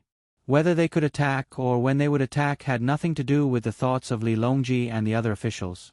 Zuzan Chide also knew about the recent situation in the harem. He had even added fuel to the fire once. There was no helping it. Who told the desert to station 40,000 soldiers? This is the method of the Great Tang Bank. Good, very good. Why didn't anyone in my court think of it? This way, merchants will come and go frequently. Every transaction will have to pay a tax to the Great Tang, and Li Longji will have more and more money in his hands. Nuanu, when you return to the Great Tang this time, you must remember to ask more about the disadvantages of the bank. I'm worried that Zhang Xiaobao will give me something that I can't see through. If I do as he says, it will bring me a lot of trouble. He and Wang Wan will not give up on killing me. Zuzan Chide flipped through a few pages and saw an introduction written by Zhang Xiaobao, describing the strengths and weaknesses of the bank. Of course, those weaknesses did not seem to be anything special. As he continued reading, Zuzan Chide could not understand. There were many technical terms in the book, and this was not his forte. The only thing he knew was that Zhang Xiaobao would not be so kind. Even if the Tubo had paid a great price, Zhang Xiaobao might have set a few traps. Even if he returned to the Great Tang, no one would tell him this. He could only rely on Li Nuanu. What else could Princess Jincheng say? She was already married to the Tubo. Since Zuzan Chide mentioned it, she had to help him ask. What made her even happier was that Zuzan Chide's words meant that she could return to the Great Tang to take a look. She thought that she would have to stay in the Tubo for the rest of her life. She did not expect that she would have the chance to return. This time, no matter what, she had to stay for a while. Or perhaps, she could look for Zhang Xiaobao and Wang Wan to discuss and see if she could return to visit her parents every once in a while. Thinking of this, Princess Jincheng saw that Zuzan Chide was still waiting for her reply. She quickly said, "Zuzan Chide, you can rest assured. Nuanu will definitely help to ask about the key points. I believe that Zhang Xiaobao and Wang Wan will tell Nuanu. Don't ask the two of them. I heard that the two of them are not on good terms with Zhang Shuo. You have to think of a way to ask Zhang Shuo and Wu Huifei. That woman had once made a move against the Great Tang Bank. It's a pity that her methods were not good enough. Not only was she seen through, she even allowed Zhang Xiaobao to take the opportunity to open up a better bank." Zuzan Chide, who had collected a lot of information on the Great Tang, immediately stopped Princess Jincheng when he heard that she wanted to ask Zhang Xiaobao. Wasn't that just waiting to be cheated? The only people in the Great Tang who were not on good terms with Zhang Xiaobao and Wang Wan were Zhang Shuo's faction and Wu Huifei. Ever since Empress Wang regained favor, anyone with a discerning eye could see that Wu Huifei had been thinking of ways to deal with the Zhang and Wang families. However, the two families were too stable. Even Li Longji was biased towards them, causing Wu Huifei to fail time and time again. However, if Zuzan Chide suggested to work with them, they might be able to gain other benefits. Princess Jincheng nodded her head and agreed. She sighed in her heart. Sometimes, she did not know what she should do. The conflict between the two sides seemed to have put her in the middle. Zuzan Chide took a few more glances at the book in the bank. He rubbed his sore eyes and said to Princess Jincheng, "This time, there probably won't be anything good over there. If anyone asks you about the specific situation of Tubo, you must not tell them. This slave will remember." Princess Jincheng nodded her head. Only then did Zuzan Chide's thoughts settle. The one who was equally vexed was Commissioner Quebec. Don't look at how the current ruler of the Turks was Emojilian. The person in charge was Commissioner Quebec. He controlled the army and naturally controlled the entire Turks. He really wanted to personally go to the Great Tang to take a look at the sword meet on Mount Hua. However, he did not dare to do so. If he controlled the army and something happened, he would lose everything. Thus, he could only let Emojilian go personally. At the same time, he was very worried. If Li Longji supported Emojilian and helped him take over his military power, it would be difficult for him to do so. This matter was not over yet. Now, there was the problem of a bank. The spies sent to the Great Tang had already sent back more than one report, describing the various benefits of a bank. It would allow Li Longji to collect a lot of taxes and make the Great Tang even more prosperous. Now that the method had been bought back, he did not know if it was true or not. It seemed like the bank was just a few simple methods. However, Commissioner K was very clear that it was not so simple. If something went wrong, the entire Turks might be implicated. Thus, he came to Emojilian's place and said to Emojilian, who was about to set off, "When you go to Tang, it's best if you can get in touch with the Tubo people. Tell them that we are willing to cooperate with them, in terms of military and bank. If they can find out about the bank's problems, we are willing to pay the corresponding price." In truth, Emojilian did not want to go. If he was stopped, he would lose his current position. However, he had no other choice. If he did not go, Li Longji would have an excuse to attack the Turks, and the surrounding countries would not help him. With this thought in mind, Emojilian hastily said, Have someone make a copy of the thing that Zhang Xiaobao sold to us. When I bring it to the great Tang, I will compare it with the Tubo people to see if it is the same. I also want to bring more warriors. Since it's the sword meet on Mount Hua, it will be a martial competition. We can only win and not lose. While the Tubo people and the Turks were thinking of their own methods, Zhang Xiaobao and Wang Wan received a letter from Lu Zhou. They really came back. They came back very quickly. A year and a half is enough for a round trip. They got koalas. Did they go to Australia? That's not close to here. We have to go around Ma Liujia. The letter that a pigeon can carry is too small. It only wrote a few things that we need the most and did not mention anything else. I wonder if there are kangaroos. Yes, ask them to send the koalas quickly. Koalas are not easy to raise. Also, the leaves that they brought back. If the seeds can't keep up with the koalas' eating speed, they will starve to death. Zhang Xiaobao read the letter and imagined the scenery of the places that the merchants had been to. He was a little yearning. Wang Wan was also very happy. It was good as long as someone went there. Even if it was only to Ma Liujia, it was fine. The places along the way had a lot of resources.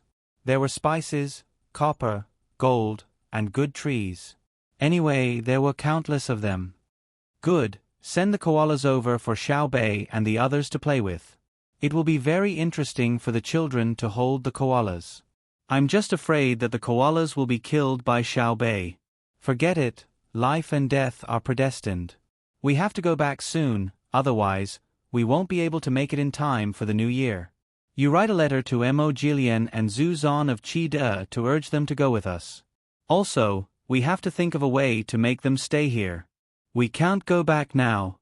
We have to wait until the population in the north of Hebei province decreases. It would be best if we can directly incorporate their army.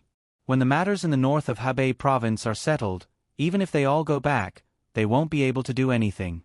Wang Wan had never held a koalas with her own hands. Imagining the scene when the time comes, the corner of her mouth revealed a trace of a smile. Zhang Xiaobao touched his face with his hand. Aya, but Tu is really not easy to deal with. I guess he has thought of something. After all, they have no way to contact the outside world for a long time. When they come out, I think they will arrange for someone to send a message every once in a while.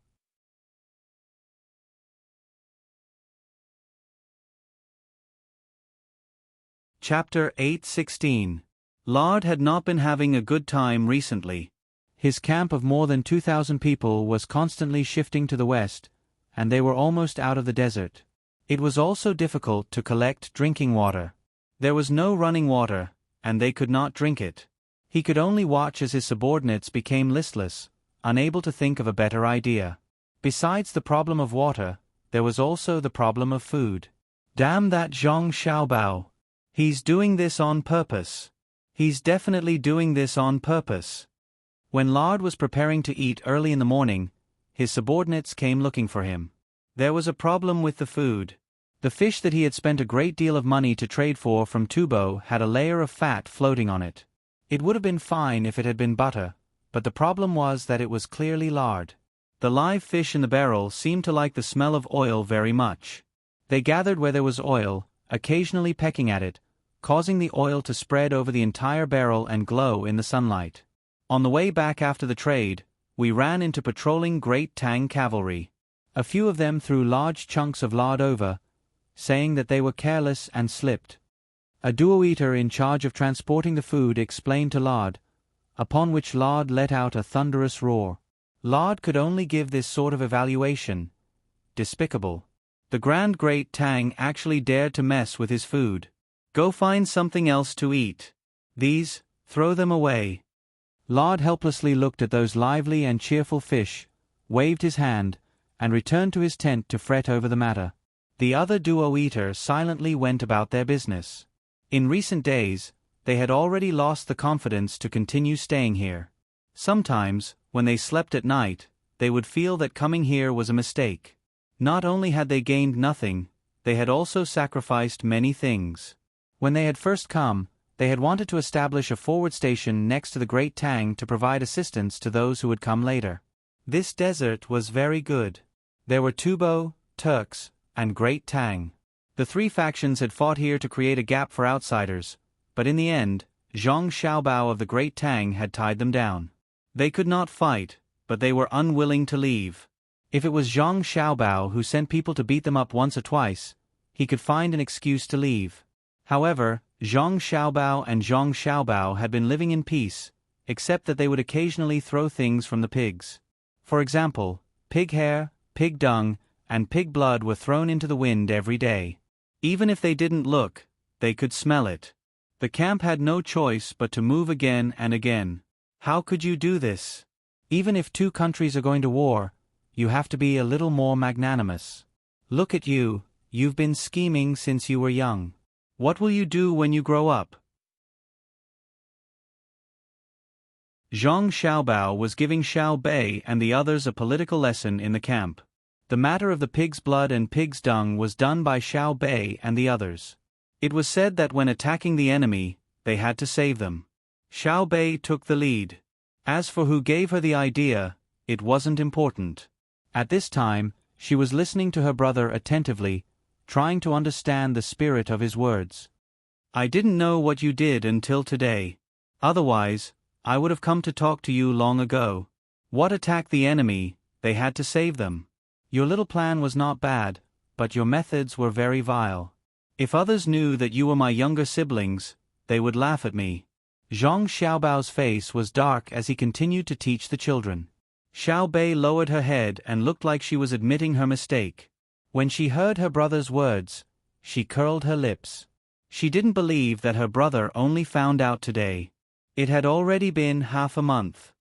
Isn't it because you think that we did well? You didn't do it. Jealousy, pure jealousy. Xiao Bei, what are you muttering about? Xiao Bei, who had just muttered a sentence, was discovered by Zhang Xiaobao. No, I'm not muttering. I have a toothache, so I'm grinding my teeth.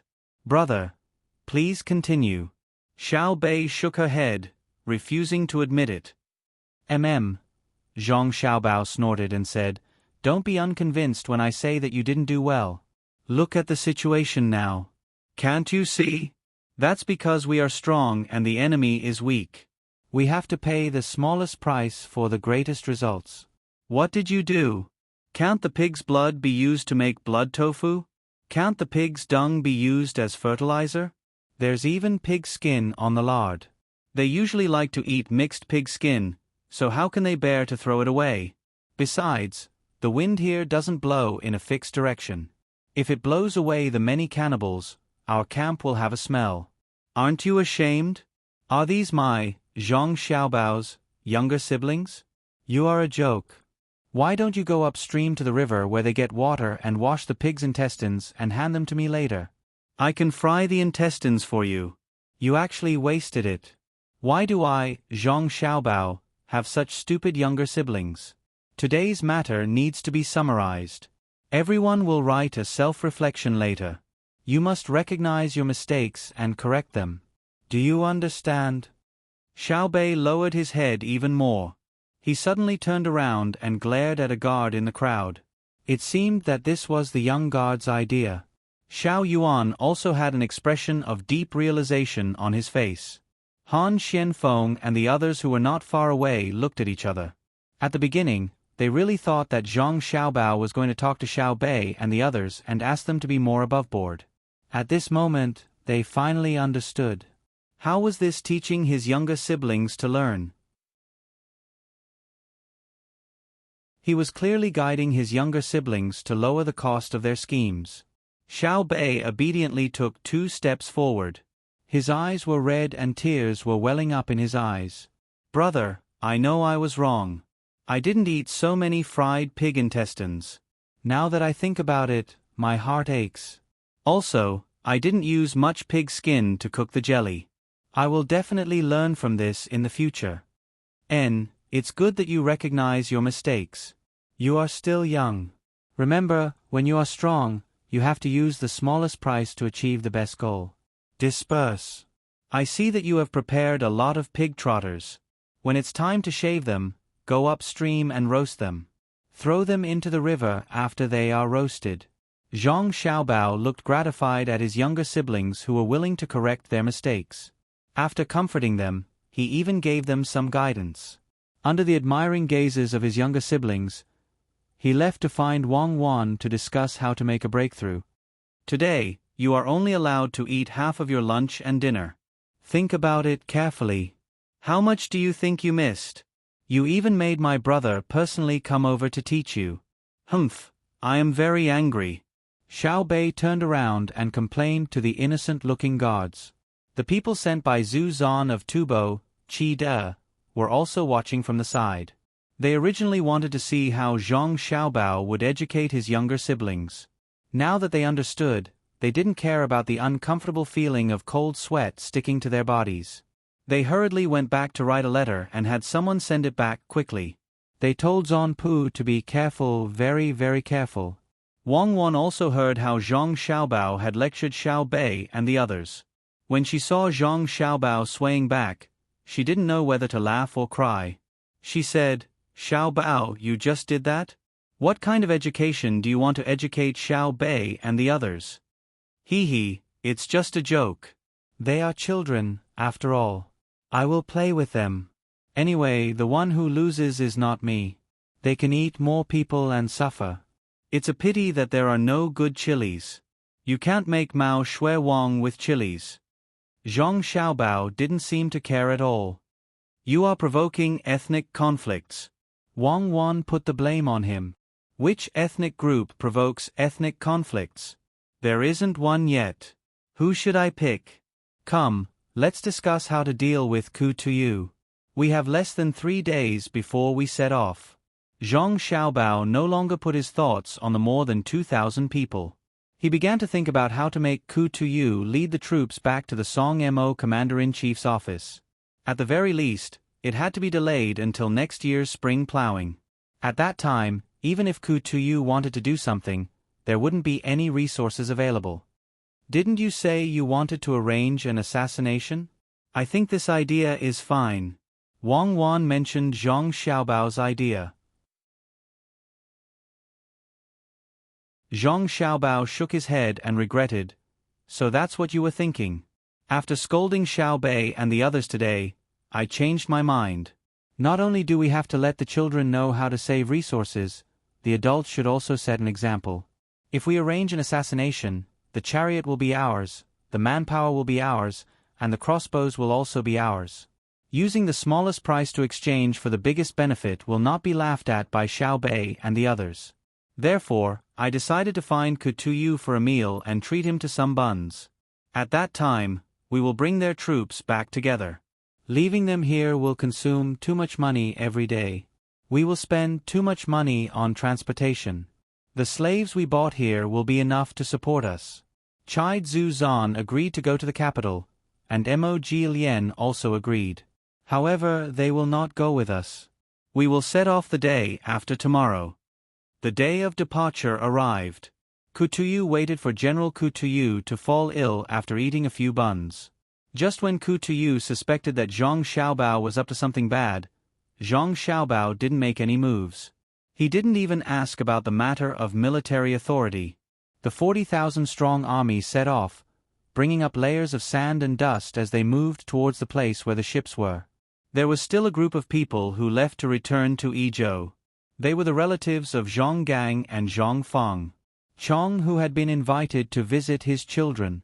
He had just arrived the day before yesterday. After hearing his children reciting poems, performing dances, and writing, he was so happy that he slapped his son's head several times in succession. After playing with them for 2 more days, he finally reluctantly bid farewell. He left behind a sentence for his children to learn well and left without looking back. Mo Ji Lian set off in advance. He wasn't willing to move with Zhang Xiaobao's large group. That wouldn't be the sword meet on Mount Hua. He would be escorted. Of course, even if he didn't go with them, he wouldn't use the name of the sword meet on Mount Hua. He would use the excuse of going to the capital to pay tribute. He didn't dare to talk about the sword meet with Li Longji. At the same time, Zhu Zanqi De arranged the matters in Tubo and set off with Princess Jincheng.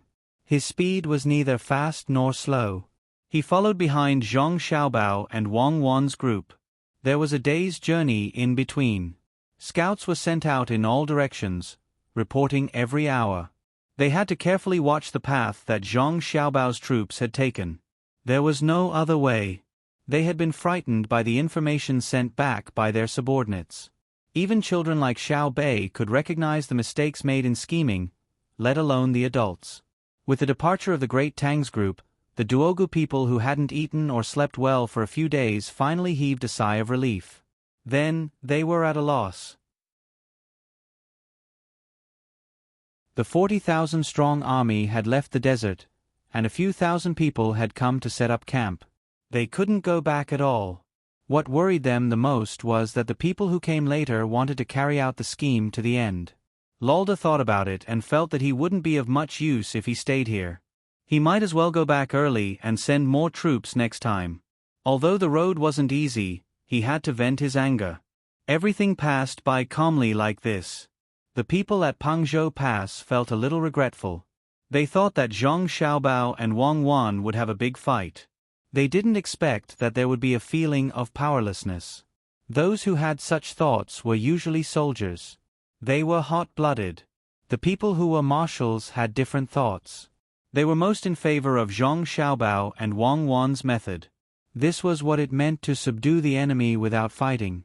With a 40,000-strong army, the trouble in the north of Hebei province was solved. The Tujue and Tubo problem was solved. The Duogu people spent a lot of money but didn't get anything in the end.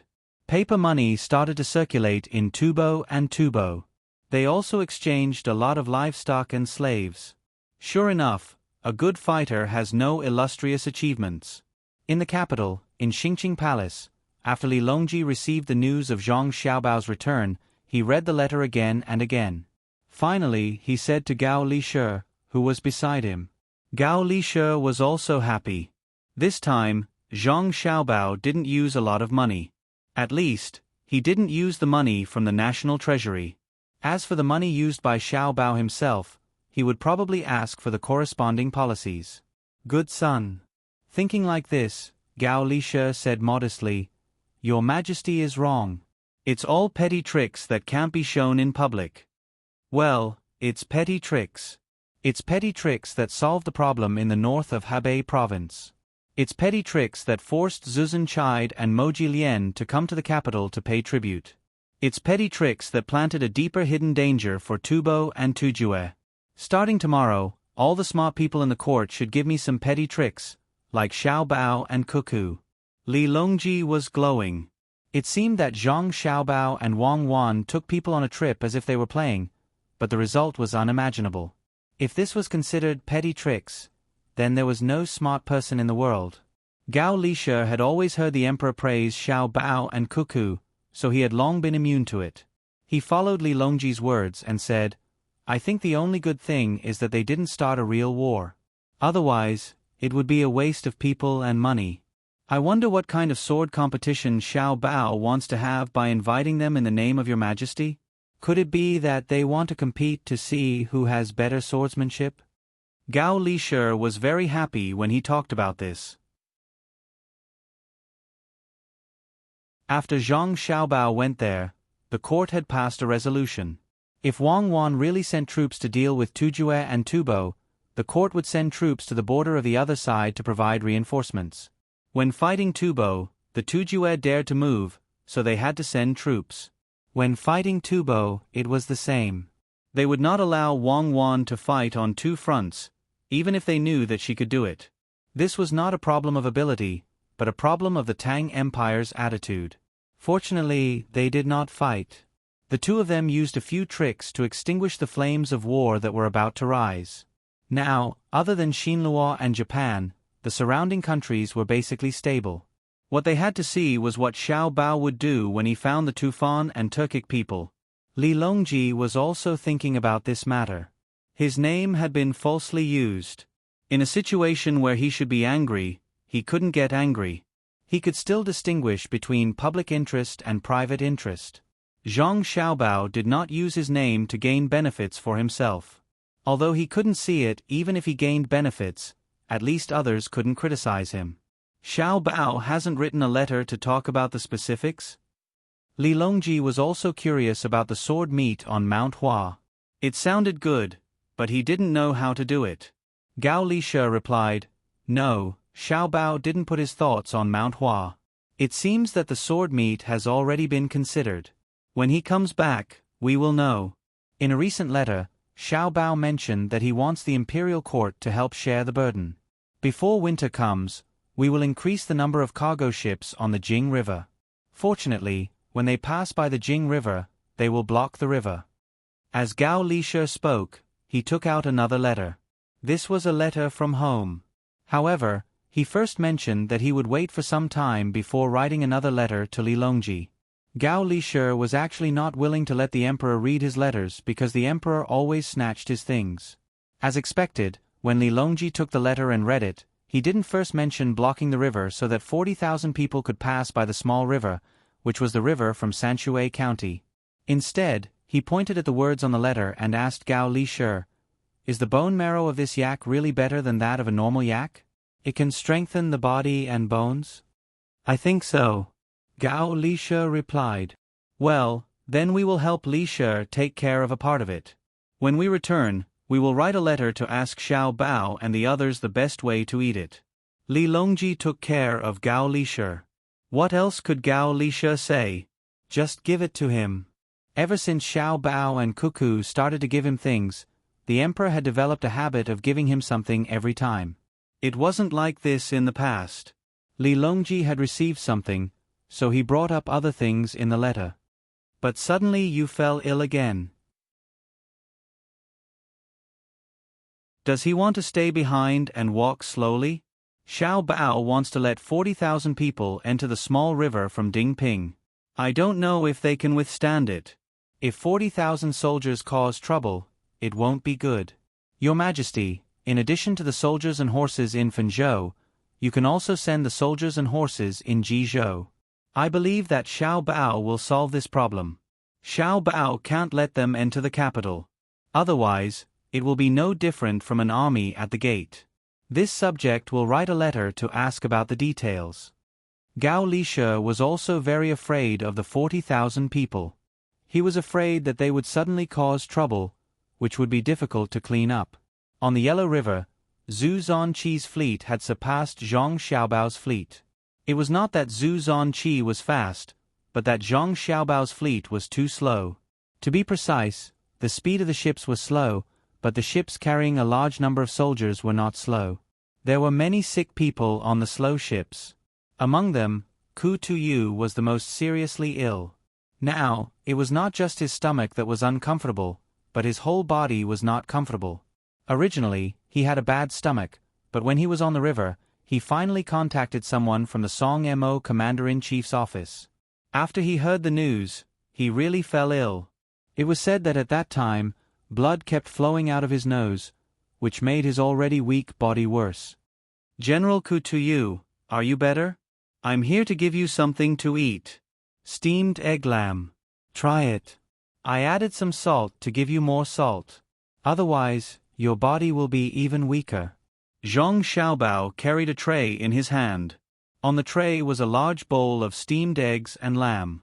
The steamed eggs in the bowl were very tender and pleasing to look at. He walked into Ku Tuyu's cabin and said with concern. Ku Tuyu looked at Zhang Xiaobao blankly. When Zhang Xiaobao put down the tray, he asked Zhang Xiaobao in a weak voice, "Provincial Governor Zhang, what do you want to do?" "I haven't done anything to offend you, have I?" "But General Tu, you don't have to get up. Quickly lie down." "General, what are you saying? You have always helped me, so how could you offend me?" "General, you don't have to think too much. You will recover in a few days.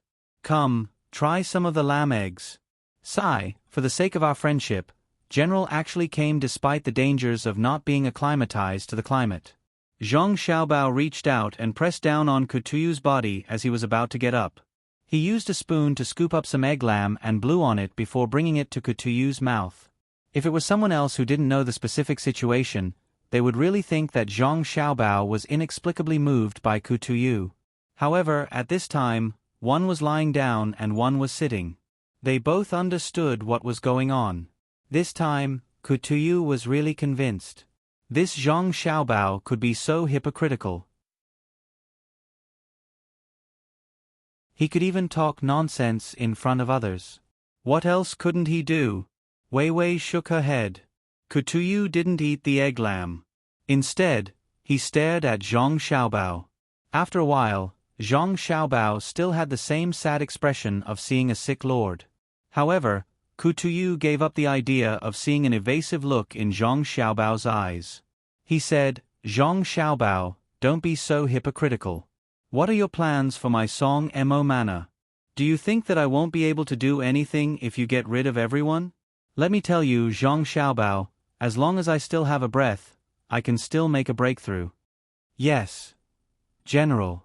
However, General, to you, you must not think too much. You will definitely live. When you reach the capital, you can recuperate and be vigorous again.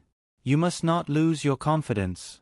Everyone hopes that General will recover soon. However, just talking is not enough. You must eat. Come, eat half a bowl.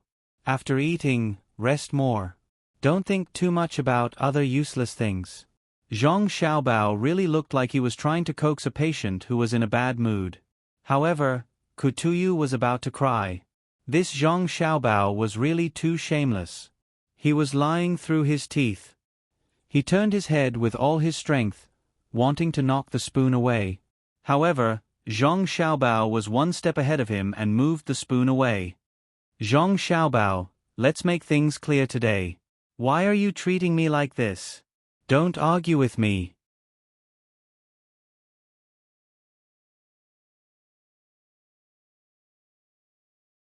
Chapter 8:17. When the birds are gone, the good bough is put away.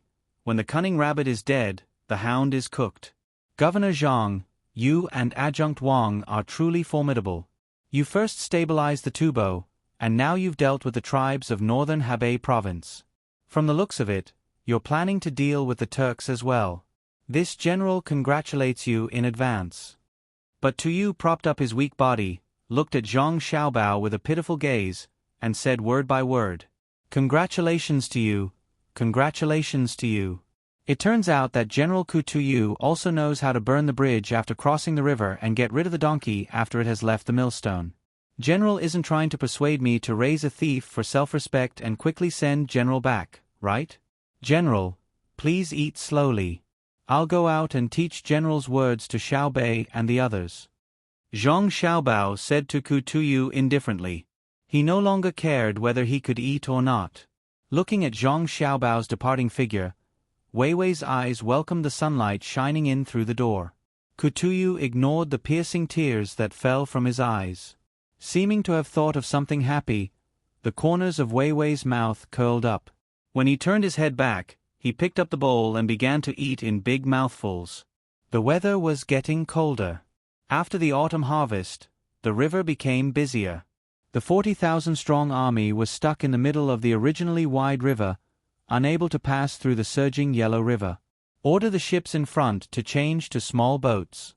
From Dingping to the small river, pass Sanshui County and enter the capital.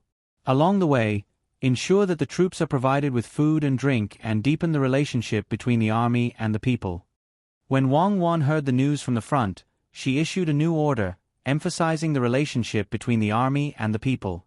These words were for the generals who stayed on the ship to hear. The person in charge of delivering the news understood that the operation had begun and hurriedly left. Wang Wan turned around and said to the helpless and angry generals who knew about the unforeseen event in their homeland, "Everyone, the new year is coming. If we do our best to return, it will definitely be tiring. There's not enough time, so why don't we celebrate the new year in the capital and go to Mount Hua to enjoy the snow?" No one responded.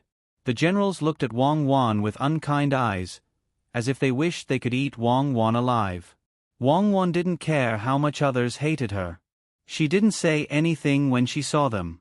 She hummed a song and went to find Zhang Xiaobao. "Xiaobao, they hate me so much."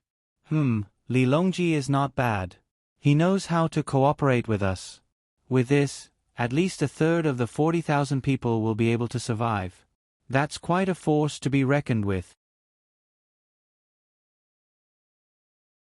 When they see how the people of Sanshui County live, they will reconsider their original way of life. This winter, the off-season vegetables in Sanshui County will not be overstocked. Let them eat it and let them know that the Tang Empire can also eat vegetables in winter. Wang Wan found Zhang Xiaobao, who was hiding in the cabin and writing with his head down, and happily said to him, "Oh," Zhang Xiaobao replied. Wang Wan poured herself a cup of water and held it in her hands. She looked in the direction of Sanshui County and said, "Xiaobao, I haven't been back for a long time. What do you think Zhuangzi is like now?" If they can hear the sound of reading on the shore and the smoke from the small building rising into the fog when they pass by, won't it scare them again? "Oh," Zhang Xiaobao replied. "Also, the lotus seeds in the pond are hanging their heads shyly. The reeds by the lake are covered in frost. Isn't it beautiful?" Wang Wan continued asking. "Oh," Zhang Xiaobao replied. "What are you doing? I'm asking you a question." Wang Wan was dissatisfied. Oh, I'm listening. The smoke from the small building rising into the fog is not good. It's easy to get respiratory diseases. The lotus seeds should have been cut long ago. Otherwise, they would all fall into the water. It's the right time to eat lotus roots. Zhang Xiaobao reacted quickly. He raised his head and looked at Wang Wan. "What are you busy with?" Wang Wan didn't care about what Zhang Xiaobao said. She moved closer to take a look. "I'm busy with the rebellion. I'm looking for a suitable place to start the army. The best place is Jinchuan." Zhang Xiaobao moved his body away and pointed at the map to Wang Wan. Wang Wan looked at the map. It was indeed Tubo's Jinchuan. "You want to be the emperor?" "Yes, it's impossible not to be the emperor. Child Zuzan, Mog Lien, and Kutuyu will definitely praise our army there. It's good there. There are mountains and rivers, and the yield of barley is high. It can be said that we can attack or retreat." Zhang Shuashuo, who has escaped the wheel of history and still hasn't been ousted, Wu Huifei, who has watched other people's children grow up and can't hurt them, and there are also other people with bad intentions. Can we cooperate with them and not rebel? Zhang Xiaobao touched the Jinchuan line and said faintly. After hearing Zhang Xiaobao's complaints, Wang Wan laughed. "Serves you right. Who asked you to solve everything at once and prepare to give up the place?" "Yes, give it to Li Longji. We'll continue to head northwest. The Darim Basin is not bad. Who said that the Anshi Protectorate should be given to others? We'll go and take it. In any case, Li Longji can't control it. Perhaps after the sword meet on Mount Hua, the great Tang people will go to the Padala Palace like a tourist. Oh, it's called the Red Mountain Palace. Why should we give it to the Tibetan Buddhists? Now is the best time to take it. How much money is wasted there every year? Let's not talk about religion. You can choose not to believe it, but you can't talk about it," Wang Wan hurriedly persuaded. "Why can't I talk about it? No one is more sacred than the other. I've decided that the Red Mountain Palace will not be allowed to have any religion in the future. Once they make a move, we'll give up the Jinchuan line. If Li Longji still wants to expand, then we'll continue to head northwest. I think he will support us. He can't wait for us to occupy the Mediterranean Sea in one go. There is a lot of oil there, so we can extract it all. We can find a place near the capital and dig a big hole. We can pour the stones in for future generations." Zhang Xiaobao began to paint a picture of the future. Wang Wan was so amused that she hugged Zhang Xiaobao's arm and giggled. "Even if you flood the capital, it won't be able to hold the oil. Where do we take it? Where do we use it? Slaves bought from Tubo? When we're old, can our future generations still hold on? How many Chinese are there in the world? How many countries recognize China? Singapore, Indonesia, the Philippines, and other countries. Do the Chinese recognize them? Back then, England was called the empire where the sun never sets. What about now? In the face of time and power, everything will change. I'll use the slaves for now. I don't care what happens in the future. As long as I'm alive, I'll do what I want to do. What's that saying again? When the world is divided for a long time, it must be united, and when united for a long time, it must be divided. Now that the great Tang has me, I'll do my best to bully others. What does it have to do with me? Right, it has nothing to do with you. You're a good person, a very good person, so good that you use your will to judge others.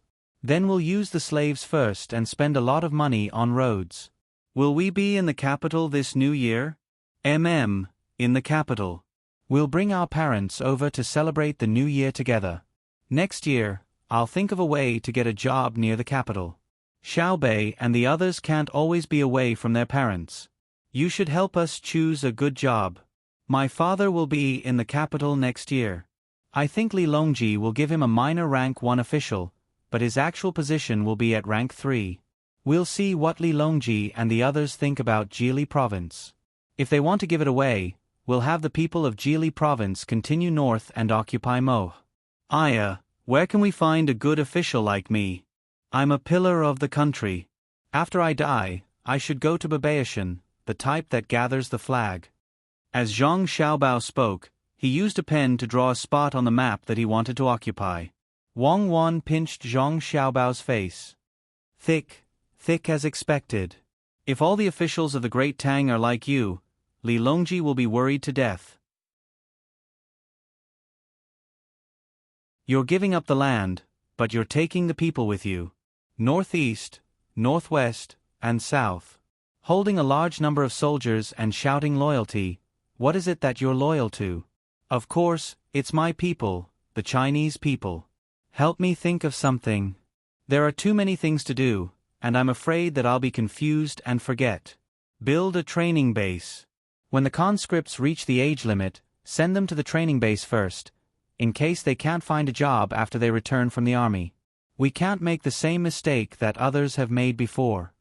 When another rain fell and the weather turned cold again, the generals from the north of Hebei province finally stood on the land of Sanshui County. Their faces were as gloomy as the weather.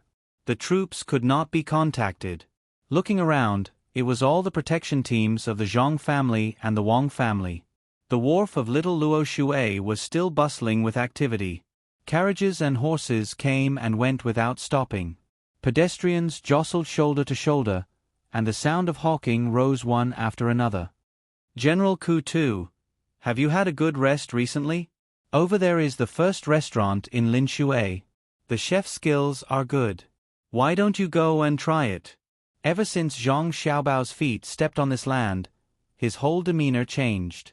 He had a feeling that the world was so big, and who else could do it but him? He was full of confidence when he spoke to Kutu's day. Kutu of course understood why he was like this. If it was the commander-in-chief's mansion of Song Mo, he would not be worse than Zhang Xiaobao.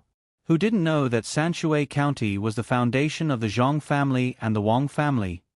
Thank you, Governor Zhang, for taking care of me along the way. If Governor Zhang lost somewhere else, would you still have the face to come back? Kutu clenched his teeth and said, Come back, of course I'll come back.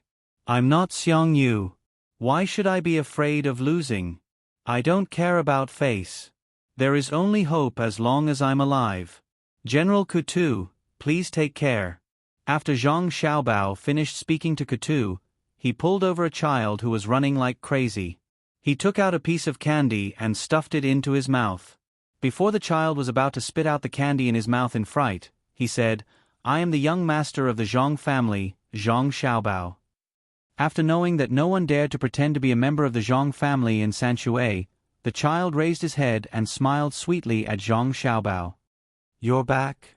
I'm back. Zhang Xiaobao grabbed another handful of candy.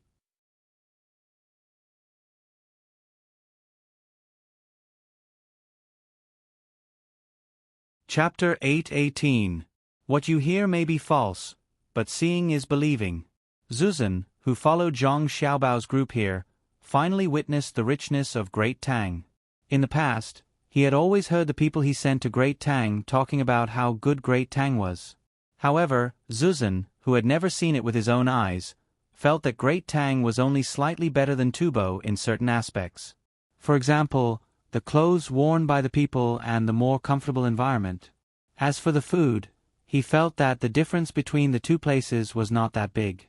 If Zhang Xiaobao was not so bad and reduced the food supply of Tubo, Great Tang would not be worse than Great Tang.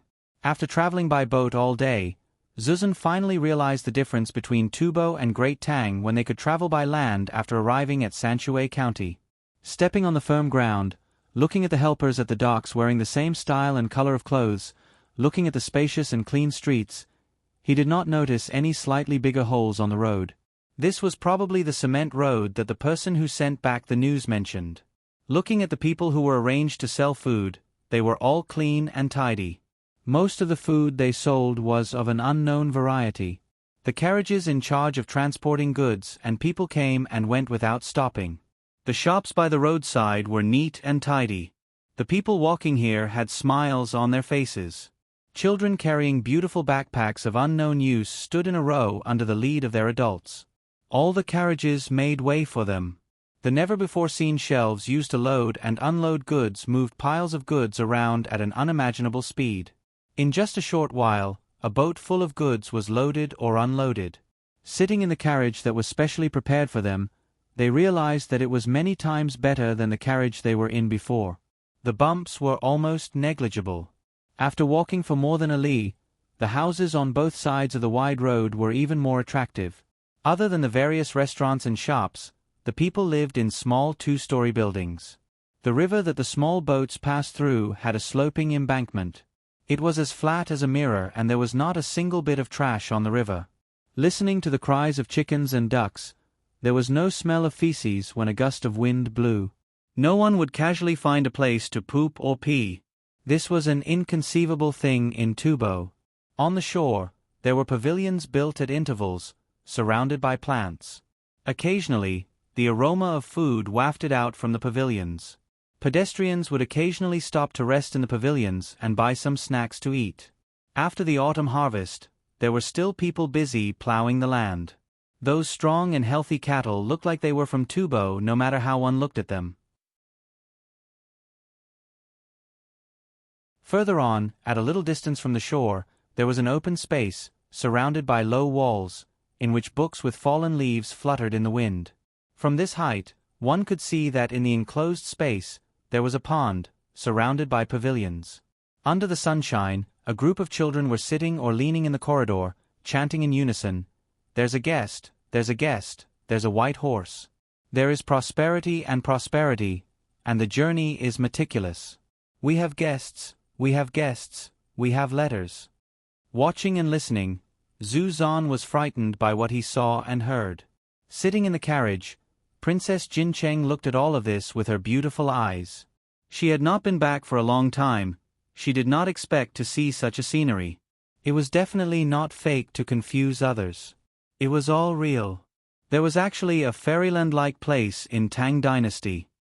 "Xiao Bei, what's over there?" Princess Jincheng asked the question that Zhu Zan wanted to ask but was too embarrassed to ask. Xiao Bei was accompanying the carriage as a diplomat. When he heard Princess Jincheng's question, he turned his head and looked. It was a big courtyard. He generously introduced it. "Princess Aunt, that's a school. They are learning very seriously. It's almost lunchtime, they should be revising the knowledge that they just learned." "Lunchtime? I don't see anyone delivering food." Princess Jincheng had stayed in Tubo for a long time. She was not clear about the lives of the people in Tang Dynasty. Or it could be said that she did not remember that the people in Tang Dynasty ate lunch at this time. Usually, there were 2 meals. The smart Xiao Bei immediately understood. He proudly looked at Zhu Zan and replied, "Princess Aunt, no one is delivering food. I think the food is already ready. I'll get someone to bring some over to take a look. Stop the carriage. Someone, go to that school and say that Zhang Xiao Bei from Zhangjia Zhuangzi wants a lunch." After giving the order, Xiao Bei introduced, "Princess Aunt, the meals of the students here are taken care of by the merchants of Sanshui County. The merchants will take out a portion of the money to be used to feed and dress the children. That's 4 meals a day. We will eat in a while. Soon, we will reach the place where we eat. Oh, they can actually eat 4 meals a day. Aunt only eats 4 meals a day over there. It seems that the officials in the county are very strict with the merchants. Princess Jincheng was very surprised. Tubo did not have such a school. The management of Sanshui County is not bad. However, the merchants are willing to take the money. No one forced them. The merchants of Sanshui County are very cultured. They are not heartless. After they earn money, they know how to use it for public welfare. In the past, it was our family who forked out the money. Now, the school is being renovated by them. Princess Ant, look at the wall. There are words. Let me take a look. It says that the country is strong from a child. It strengthens the body and enlightens the mind. We have always been working hard. I can't see the words clearly. It should be the name of the merchant who took the money. Xiao Bei's voice was sweet, causing a smile to appear on the face of the Princess of Jincheng. Hearing this, Zhu Zan felt his entire body turn cold, starting from his heart. If all of this was true, then what would Tubo use to fight against Great Tang in the future? More than 10 years later, when batches of children grow up, it would be too terrifying. Xiao Bei introduced a few more words. The person who took the food came back with a tray in his hand. He passed it to Xiao Bei through the window. Everyone in the carriage looked at the tray at the same time. Let me see what they are eating today. It's not bad. 2 vegetarian dishes and 1 meat dish. This meat dish is soft fried tenderloin. Brother's cooking is the best. This is stir-fried meat with garlic. This is scrambled eggs with cucumber. There's also half a salted duck egg. It's marinated well. It's buttery. I like to eat it the most. There's more. Why didn't you bring it over? Xiao Bei held the tray and introduced. The last sentence was directed at the people outside. Immediately, another person came over and brought a small bowl and a small plate. The soup has just been prepared. Xiao Bei continued to introduce. Let me see this soup. It's shrimp and winter melon soup. This small plate contains cut fruits. This is a fruit platter. This is called a nutritious combination. It can ensure the children's needs for an entire afternoon.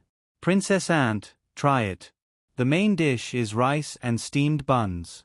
At this moment, Zhu Zan could not help but smell the fragrance of the food. He asked Xiao Bei, "Do all the children eat this every afternoon?" "That's not it." Xiao Bei replied. Just as Zhu Zan heaved a sigh of relief, she said, "The dishes are different every afternoon. The same is 2 vegetarian dishes, 1 meat dish, 1 soup, and 1 fruit platter. You're not allowed to be picky. Today's timing is not good. If it's the 5th day, you can still eat the fragrant bone marrow. Then how much does it cost? All for the children to eat." Zhu Zan saw that there was a lot of oil in the food and swallowed his saliva before asking. "It's worth it no matter how much money is spent. The food given to the child has to be of the best quality. Look at this rice, it's of the highest quality. Whoever dares to give poor quality food to the child will be severely punished if caught. This is called Operation Chaoyang. Many places in the Great Tang have started doing this. It won't be long before it spreads throughout the Great Tang." Even though Xiao Bei was young, she knew what Zhu Zanqi wanted to know. She was also willing to use all her strength to scare Zhu Zanqi. Zhu Zan could not help but pick up his chopsticks and put a mouthful of food into his mouth. He sighed inwardly. The taste was really good. He did not know what seasoning was used to make it so fragrant. Princess Jincheng also tasted the food. With a gratified smile on her face, she continued to ask Xiao Bei, "What do we eat for breakfast?" "Breakfast is simple. A bowl of milk or goat's milk, 2 eggs, salted vegetables mixed with sesame oil, and cake. After 2 hours of class, we will give you red bean paste or bread with cream fillings and a cup of fruit juice. Occasionally, we can add some of the butter tea from Aunt Princess." Because it's far away, we don't have much here. Brother and sister said that we have to think of ways to get more from Tubo. If Tubo does not agree, we can just snatch it. This is called a snack, not a proper meal. Xiao Bei continued to attack Zhu Zan until the end. At this moment, Zhu Zan was already numb. He no longer wanted to compare himself with the Tang Empire. As for Xiao Bei's threat, he pretended not to hear it.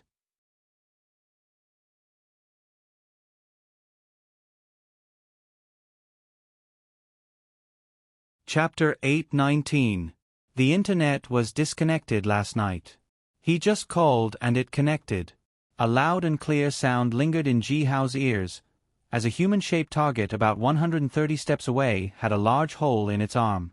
Li Longji picked up the binoculars and looked at it. He shook his head regretfully and said to Gao Lishe, who was standing beside him, "It can shoot farther and harder than a pistol. It takes longer than a bow to find the target. Aim, shoot, reload, and reload. What do you think?" Gao Lishe also had a gun in his hand. After aiming for a while, he didn't dare to shoot because the wind was strong. He was afraid that he would shoot too far away from the target and make the emperor think that he was going easy on him. He was also afraid that he would accidentally shoot the head of the target. Hearing the emperor's voice, Ling Ji lowered the muzzle of the gun and finally shot between the target's legs, piercing through the wooden planks used to block the target's back. He secretly sighed in relief and replied, "This gun has a longer range than a bow and arrow. Moreover, it is easier to carry the bullets. It is more accurate than a bow and arrow in strong winds. I think we should make more and equip more troops." Li Longji nodded slightly and reloaded his gun. This time, he didn't really aim and just casually fired based on his feelings. He actually hit the target's neck. Picking up the binoculars, he looked at the hole in the target's neck and nodded with satisfaction. This is also a skilled job. This time, Xiao Bao wants to show it to Mo Jilian and Zhu Zizan. I wonder if they will be on guard and find a way to deal with the new weapon? Your Majesty, if not, when can we pacify the surrounding small countries? According to Xiao Bao, the world is big. There should be a result. What is more important is the etiquette of Zhu Zizan and Qi De when they meet Your Majesty. Does Your Majesty really want to be on equal footing with them? Gao Lishe didn't mention how to prevent the other party from finding a way to deal with the new weapon because he still had more powerful weapons that he didn't take out. He planned to use them in the sword competition. At this time, the most important thing was to see the etiquette of the Tubo and Turkic monarchs. Li Longji also knew that he couldn't treat the Tubo and Turkic monarchs like how he treated the Khitans. Seeing that the monarchs of the two countries were coming, face was very important. He said to Gao Lishe, "Order the Ministry of Rights to come up with a few plans. When the two of them arrive, we will act according to plan." On the way, Zuzan Chide was also considering this matter. He wasn't willing to bow to Li Longji when they arrived at the great Tang's capital. He wanted to be neither servile nor overbearing so as not to throw the face of Tubo. Otherwise, if they really fought in the future, their morale would be gone. Although the soldiers didn't have much morale when they heard that Wang Wan was in charge, they still didn't have much morale. The conditions of the accommodation last night were not bad, but the reception was not good. The imperial court in the capital did not send extra people over, nor did they send a guard of honor to receive them. There were no officials from the Ministry of Rights, but it could not be said that there were no officials. There were 9, appointed at the last minute. Zhang Xiaobei and the others were one of them. Zon Pu, shouldn't we protest to the great Tang imperial court? They dared to disrespect us and didn't even send officials from the Bureau of Rights. They clearly looked down on us. Just as Zhu Zan was about to leave and get on the carriage, a palace official beside him voiced his dissatisfaction. Assistant Minister Zhang and the other 9 are not officials from the Ministry of Rights? Zhang Xiaobao and Wang Wan sent their younger siblings to greet us. How are they looking down on us? Could it be that their status is not high enough? Zhu Zan really wanted to protest to the palace officials, but he didn't dare to do so. If he really protested, it wouldn't be the great Tang looking down on Tubo. It would be Tubo looking down on Zhang Xiaobao and Wang Wan. These two were like lunatics, capable of doing anything. If they were unhappy, they might not go to the capital and turn around to lead their troops back to Tubo. And all of these could happen. The Tubo officials who followed them only mentioned a few words to express their stand. If they really wanted him to protest, he wouldn't dare to do so. He bowed to Zhu Zan and started a new day's journey. Xiao Bei was still acting as a tour guide, answering the questions of the Tubo guests at any time and place. He was very familiar with this. This was how a diplomatic talent was like. The curtains of the car window were raised. As the group walked along the river, they could see the beautiful scenery. Princess Jincheng had a good sleep yesterday. She dreamt of herself before she got married. She dreamt of catching butterflies with the company of palace maids when she was young.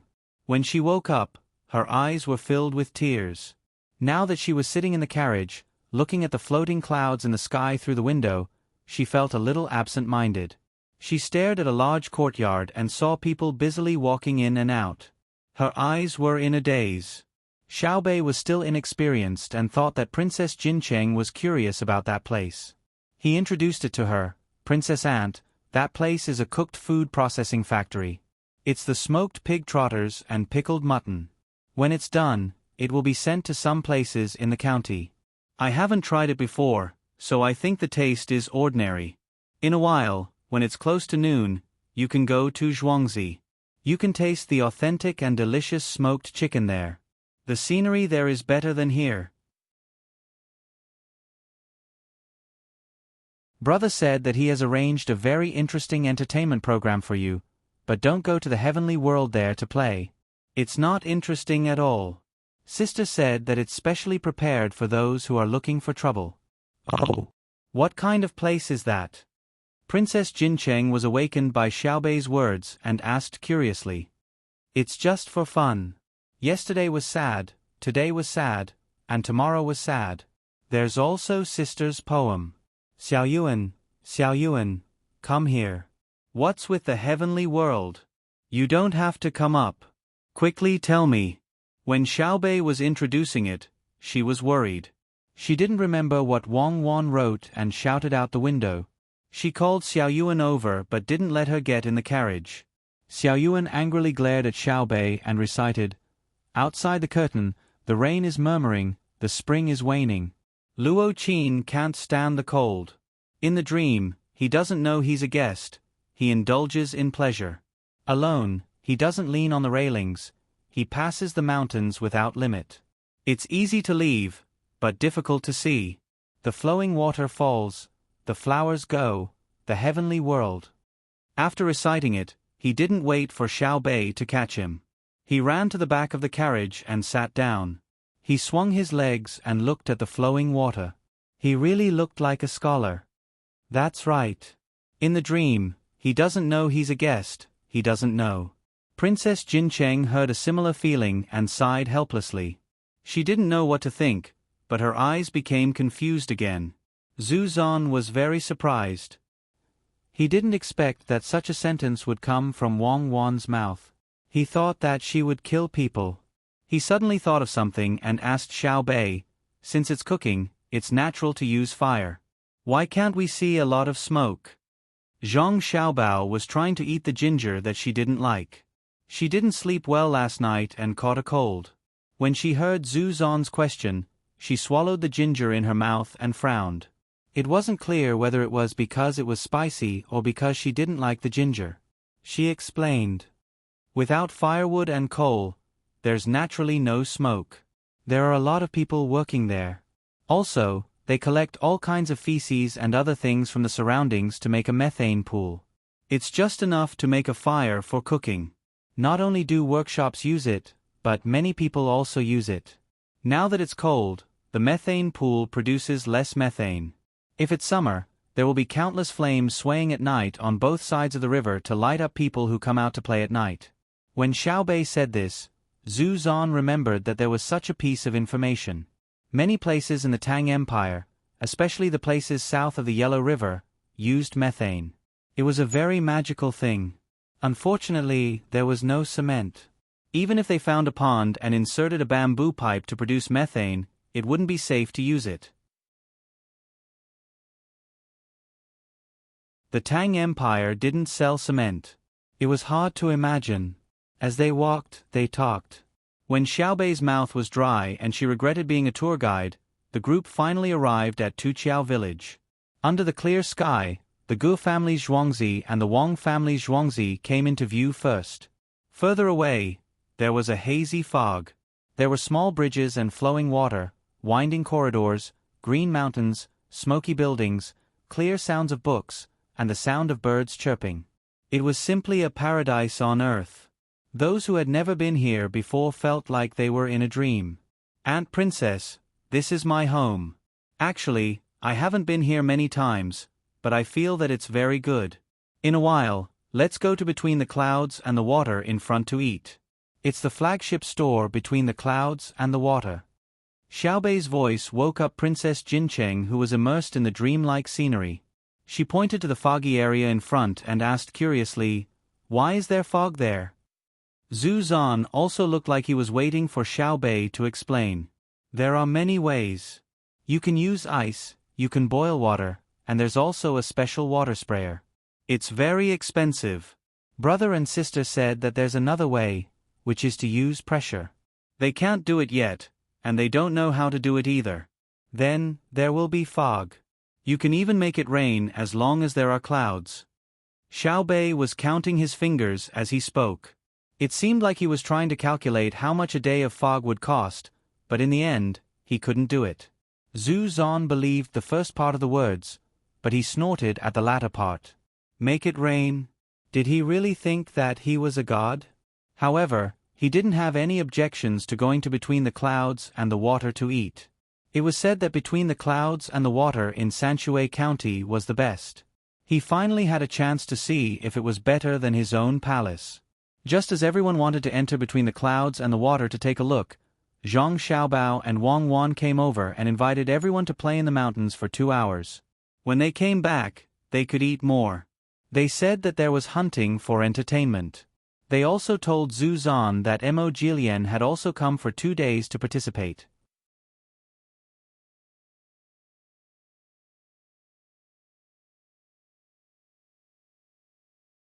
Chapter 8:20. After the meal, Zhu Zan, who was invited to the mountain, saw Mo Jilian, who had been waiting for a long time.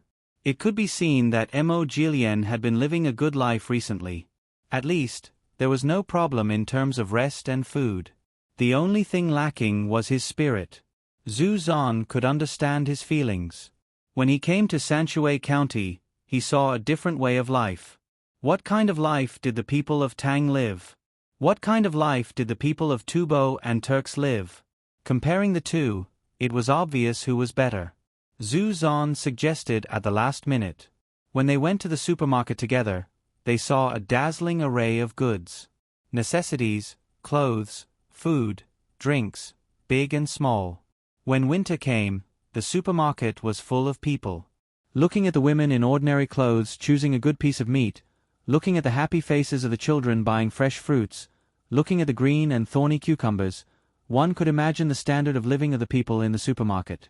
He really wanted to fight from the border to the capital, to take back all the good things of Tang and give them to the people under his rule. But it was just a thought. Tubo did not have the strength to attack Tang. Tang was already thankful that they did not send troops. Not to mention the Turks, the situation was not stable. Tang had increased the number of troops at the border. Just the number of armored horses had reached more than 20,000. If the grassland was not afraid of horses with poor running speed and endurance, then the light cavalry raised by the Feng province was like a battle knife with half of its blade exposed. There are more and more light cavalry of Fengzhou. Zhu Zan found an opportunity to approach Mo Jilian and said casually. Mo Jilian's face was heavy. It doesn't matter how many light cavalry of Fengzhou there are, but I am afraid that they are under someone's command. Jin Chuan heard that there are many caravans coming and going, so they should congratulate. The two of them said nothing more. Their meaning was very clear. Neither of them was stronger than the other. It was only because the great Tang had a pair of madmen who did things for the sole purpose of achieving their goals and did not consider the effects of other aspects. Silence became the two people's best weapon. Zhang Xiaobao and Wang Wan couldn't care less about the thoughts of the two people who were about to fall. In order to let the two of them know their identities when they met Li Longji, they had to organize this hunting operation properly. Climbing the mountain, sightseeing, looking at the lake in the middle of the valley, looking at the bleak winter leaves on the mountain, and then savoring the unpredictability of the drifting clouds, the group arrived at the hunting ground. There were no large wild animals in the mountains behind Zhongjia Zhuangzi. It was impossible for Zhang Xiaobao to transport wild animals from other places for people to hunt. More than 1,000 chickens that were about to become food were placed in a valley. There, they were running around in search of something to eat. Mo Jilian thought that Zhang Xiaobao would find a flat place where the horses could gallop and compare riding and shooting skills, such as hunting a bear or encircling a deer. Now he saw a flock of chickens. Was it to see who could kill the chickens? Just as he was wondering, Zhang Xiaobao took out more than a dozen spears and distributed them to Mo Jilian, Zhu Zan, and the people close to them. He explained to them, "When we were at Feng Chan, guns appeared. At that time, we used short spears, which had a short range. Recently, long spears appeared, which have a longer range than short spears. We used these long spears to kill a few chickens." How to shoot and how to load the bullets was naturally taught to Zhu Zan and the others. Holding the spear in his hand, Zhu Zan was not sure how powerful the spear was. Looking at the scattered chickens in the valley, he felt that it was a bit far, more than 300 steps away. If it was arrows, only a few people in the army could pull a strong bow. Seeing that Zhang Xiaobao did not intend to continue to move forward, he wondered if this iron pipe could shoot so far away. "In order to make you understand, I will arrange someone to show you how to use the spear. Guards, come, there is an enemy in front, shoot at will." Zhang Xiaobao took off the spear on his back and pushed in a bullet. He ordered the people behind him who had already been ready. 200 people were ready to shoot at the same time. After the order was given, the sound of gunshots echoed in the valley. Listening to the continuous sounds, it was even denser than the sound of firecrackers. When Zhu Zan and Mo Jilian's ears were buzzing, they saw the chickens in the valley being killed one by one. The distance of 300 steps seemed to be unable to stop Yama's soul-summoning order at all. "It's too chaotic, this accuracy?" After Mo Jilian was scared, he suddenly felt that the accuracy of the weapon in his hand should not be as good as the bow and arrow. Listening to the sounds, it was already past the time to light 1,000 firecrackers, and there were still more than half of the chickens left. He thought that there was no need to be afraid. Zhu Zan also had the same idea, and the two of them could be considered to be of the same mind. However, just as the idea came into his mind, he saw Zhang Xiaobao and Wang Wan take action. The guns they used seemed to be a little different from the others. There was an extra box under the guns. Seeing that Zhang Xiaobao and Wang Wan were aiming at the chickens that were suddenly attacked and flew halfway up the mountain, Zhu Zan and Mo Jilian picked up the binoculars lent to them and watched carefully. With a bang, a chicken that had just flapped its wings and flew 2 feet into the air fell down. Then, the gunshots of the two men rang out one after another. After every gunshot, a chicken would fall down. Because the two people were aiming at different places from the others, it was clear that the two people were shooting one after another. Suddenly, a few birds that were frightened by the gunshots flew over randomly, wanting to pass through the opposite valley and find a safe place. Unfortunately, before they could fly far, with a bang, a bird disappeared, followed by a few more gunshots. There were a total of 6 birds, and none of them were lucky enough to escape. Mo Jilian couldn't help but look at Zhang Xiaobao and Wang Wan who were shooting beside him. He saw that the two people's guns moved slightly and fired almost at the same time. Mo Jilian quickly looked over with the binoculars and saw that the 2 flying chickens' heads exploded at the same time, continuing to fly and smashing into the withered grass. Mo Jilian's hands trembled.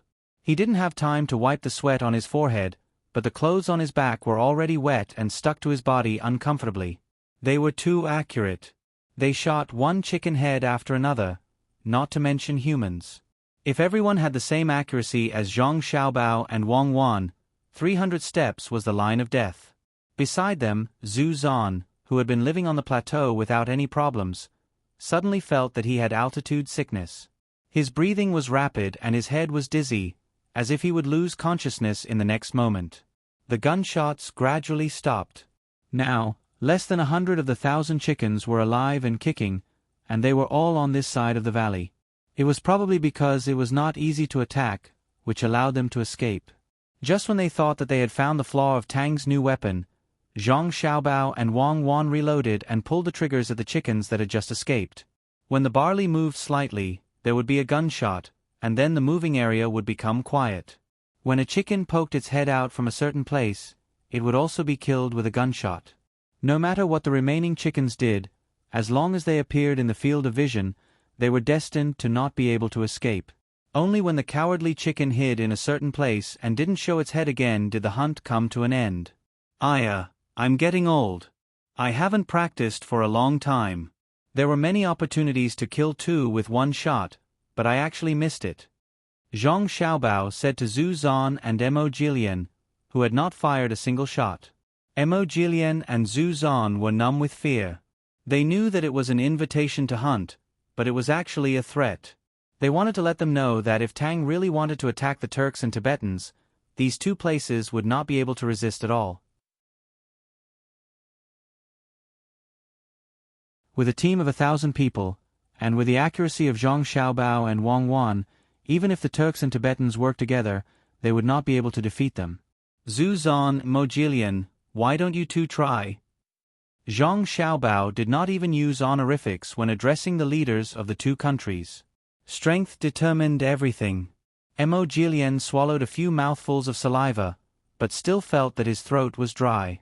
He nodded, raised the gun in his hand, found a target and pulled the trigger. After shooting, he picked up the binoculars and found that he did not know where to shoot. When he was about to fire a second shot, he realized that his gun was different from the one used by Zhang Xiaobao and Mo Jilian. He used that thing called bullets that needed to be reloaded after each shot, but Zhang Xiaobao and Wang Wan could shoot continuously.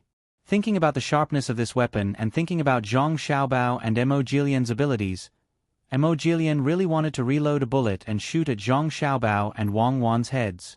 After Mo Jilian and Zhu Zan fired a few shots with inexplicable thoughts, they had different expressions.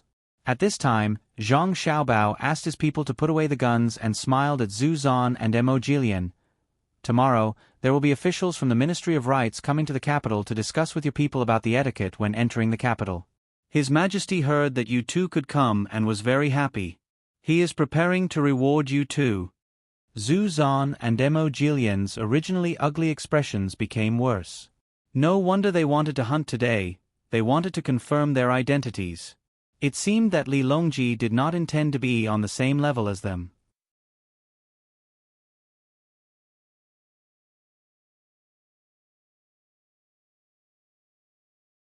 Chapter 8:21. After accompanying the two leaders of Tubo and Tujue for a hunting game, Zhang Xiaobao and Wang Wan's reception work was considered done. The imperial court sent officials and guards from the Ministry of Rites. Zuzan Chide and Mo Jilian also sent people to contact them. After eating a big meal between the clouds and the water, they got on the carriage and headed towards the capital. Xiao Bei accompanied them all the way to the border between Sanshui County and Huayuan County. He opened his arms and watched the team leave. He looked at the sky and saw that the sky was high and the clouds were light. He seemed to have a melancholy feeling and murmured, let's go. Don't always be in a hurry. There is no banquet that lasts forever. When one group leaves, I hope there will be another. Xiao Yuan also looked at him. He didn't know that Xiao Bei's melancholy was not because of parting, but because with Zuzan Chide entering the capital, there was no need for Xiao Bei here. Xiao Bei went from the Minister of Foreign Affairs to a member of the CPPCC. He was obviously not used to it. He thought that Xiao Bei didn't want to be separated from Princess Jincheng, so he advised, life is like the floating clouds, there is no route. Wherever the wind blows, the clouds will fly there. But no matter what, the sky has left traces of the clouds and the sound of the wind. Look at it lightly. Perhaps parting is the beginning of reunion. That is not sentimental. Just like a red maple leaf, it is ripe. Don't talk nonsense in front of me. It's annoying. If I leave like this, I will start playing with a bunch of kids again. No one will listen to me anymore. I have decided that I will find my own happiness. I will immediately hold a meeting to discuss the recent work and censor matters. You organize it. Xiao Bei really thought it through. He wanted to make full use of the team's advantages and start a new chapter. Xiao Yuan was obviously still worried about the wind and clouds and didn't understand Xiao Bei's meaning. Seeing Xiao Bei staring at him, he just needed to express his opinion. I agree with Xiao Bei's suggestion. Should the censors meeting continue to target the people who eat more? The role of the tripping rope should be played more. Are you stupid? What do you mean by eating more? This is the internal affairs of the great Tang, and we shouldn't keep looking into the distance. There are also problems that need to be solved around us. Sitting in the position of imperial censor, we have to play a corresponding role and think of a way to get on the road earlier. Sanshui County won't be able to find fault with us. Xiao Bei's mental fortitude was not bad. He quickly found a way to leave the CPPCC and prepared to enter the Discipline Inspection Commission. His authority would eventually return. Xiao Yuan, who was slower to react, was stunned for a moment. It was not easy for him to understand the leader's intention. His eyes lit up, and he excitedly pulled Xiao Bei. Who do you want to impeach? Do you have a target? You have to find the target yourself. Stupid, it's time for the meeting. You're in charge of informing the others. Xiao Bei clasped his hands behind his back, turned around, and slowly moved away like a cloud in the sky. Zhang Xiaobao and Wang Wan didn't have the slightest attachment to Zhu Zan. The two of them didn't want to waste any more energy on such a boring reception. At this time, the two of them were still on the mountain. Zhang Xiaobao broke off a branch from somewhere and put it in his mouth and chewed hard, trying to bite out the fiber of the branch that was not wet in the first place. Wang Wan, on the other hand, had a gloomy face. Looking at the 200 members of the protection team who had participated in the hunting operation, the 200 people clearly felt a kind of oppression before the storm. 200 people, 1,000 chickens, used more than 6,000 bullets, and nearly 200 of them were shot down by Zhang Xiaobao and me. Before coming here, I wrote a letter to ask you to practice hard, and this is what you've done? You used the best guns, and I asked you to choose the most suitable gun for you. Do you know the consequences of killing an opponent with 7 bullets? Wang Wan's face was about to drip water. She questioned the 200 people who were feeling very satisfied just a moment ago. Little girl, in the past training, it was always 200 steps. This time, it suddenly became 300 steps. It's a little far, so. A person in the team stood up and explained to Wang Wan in a low voice. Just as he said this, Wang Wan suddenly took off the gun on her back and raised her hand to knock down a mountain civet that was watching the show more than 400 steps away. Is 300 steps very far? Your guns are specially made, and the effective range is 420 to 450 meters. I trained you as snipers to shoot moving targets, but you actually need 7 bullets to kill an enemy. 7 bullets, 7 bullets. Do you know the consequences of fighting against a real enemy? Wang Wan was even angrier when she thought of this number. She had always wanted to train the best snipers, but these 200 people were really disappointing.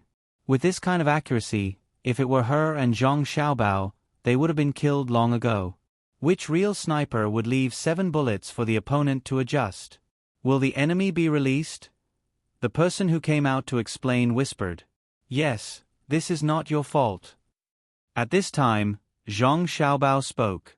He waved his hand to dismiss the team, spat out the stick that was bitten into fiber in his mouth, and came to Wang Wan's side and said, shooting also requires talent. If everyone can become a sniper, the sniper selection will not be so strict. Find more people and slowly choose. 300 steps is not considered a sniper. Ordinary people should have practiced it and strengthened the training. What about Xiao Bei?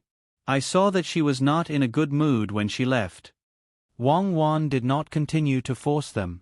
Suddenly, she remembered Xiao Bei who accompanied Princess Jincheng when she left. At this moment, a messenger hurriedly ran up from the foot of the mountain to deliver the news. Young master, young lady Xiaobei asked me to inform the two of you that they have left for Huayuan. They said that they will leave 2 days early and will wait for the two of you there. But you're tuning in to the Narrate and Escape YouTube channel. Don't forget to subscribe and join us on this journey to catch the most captivating stories.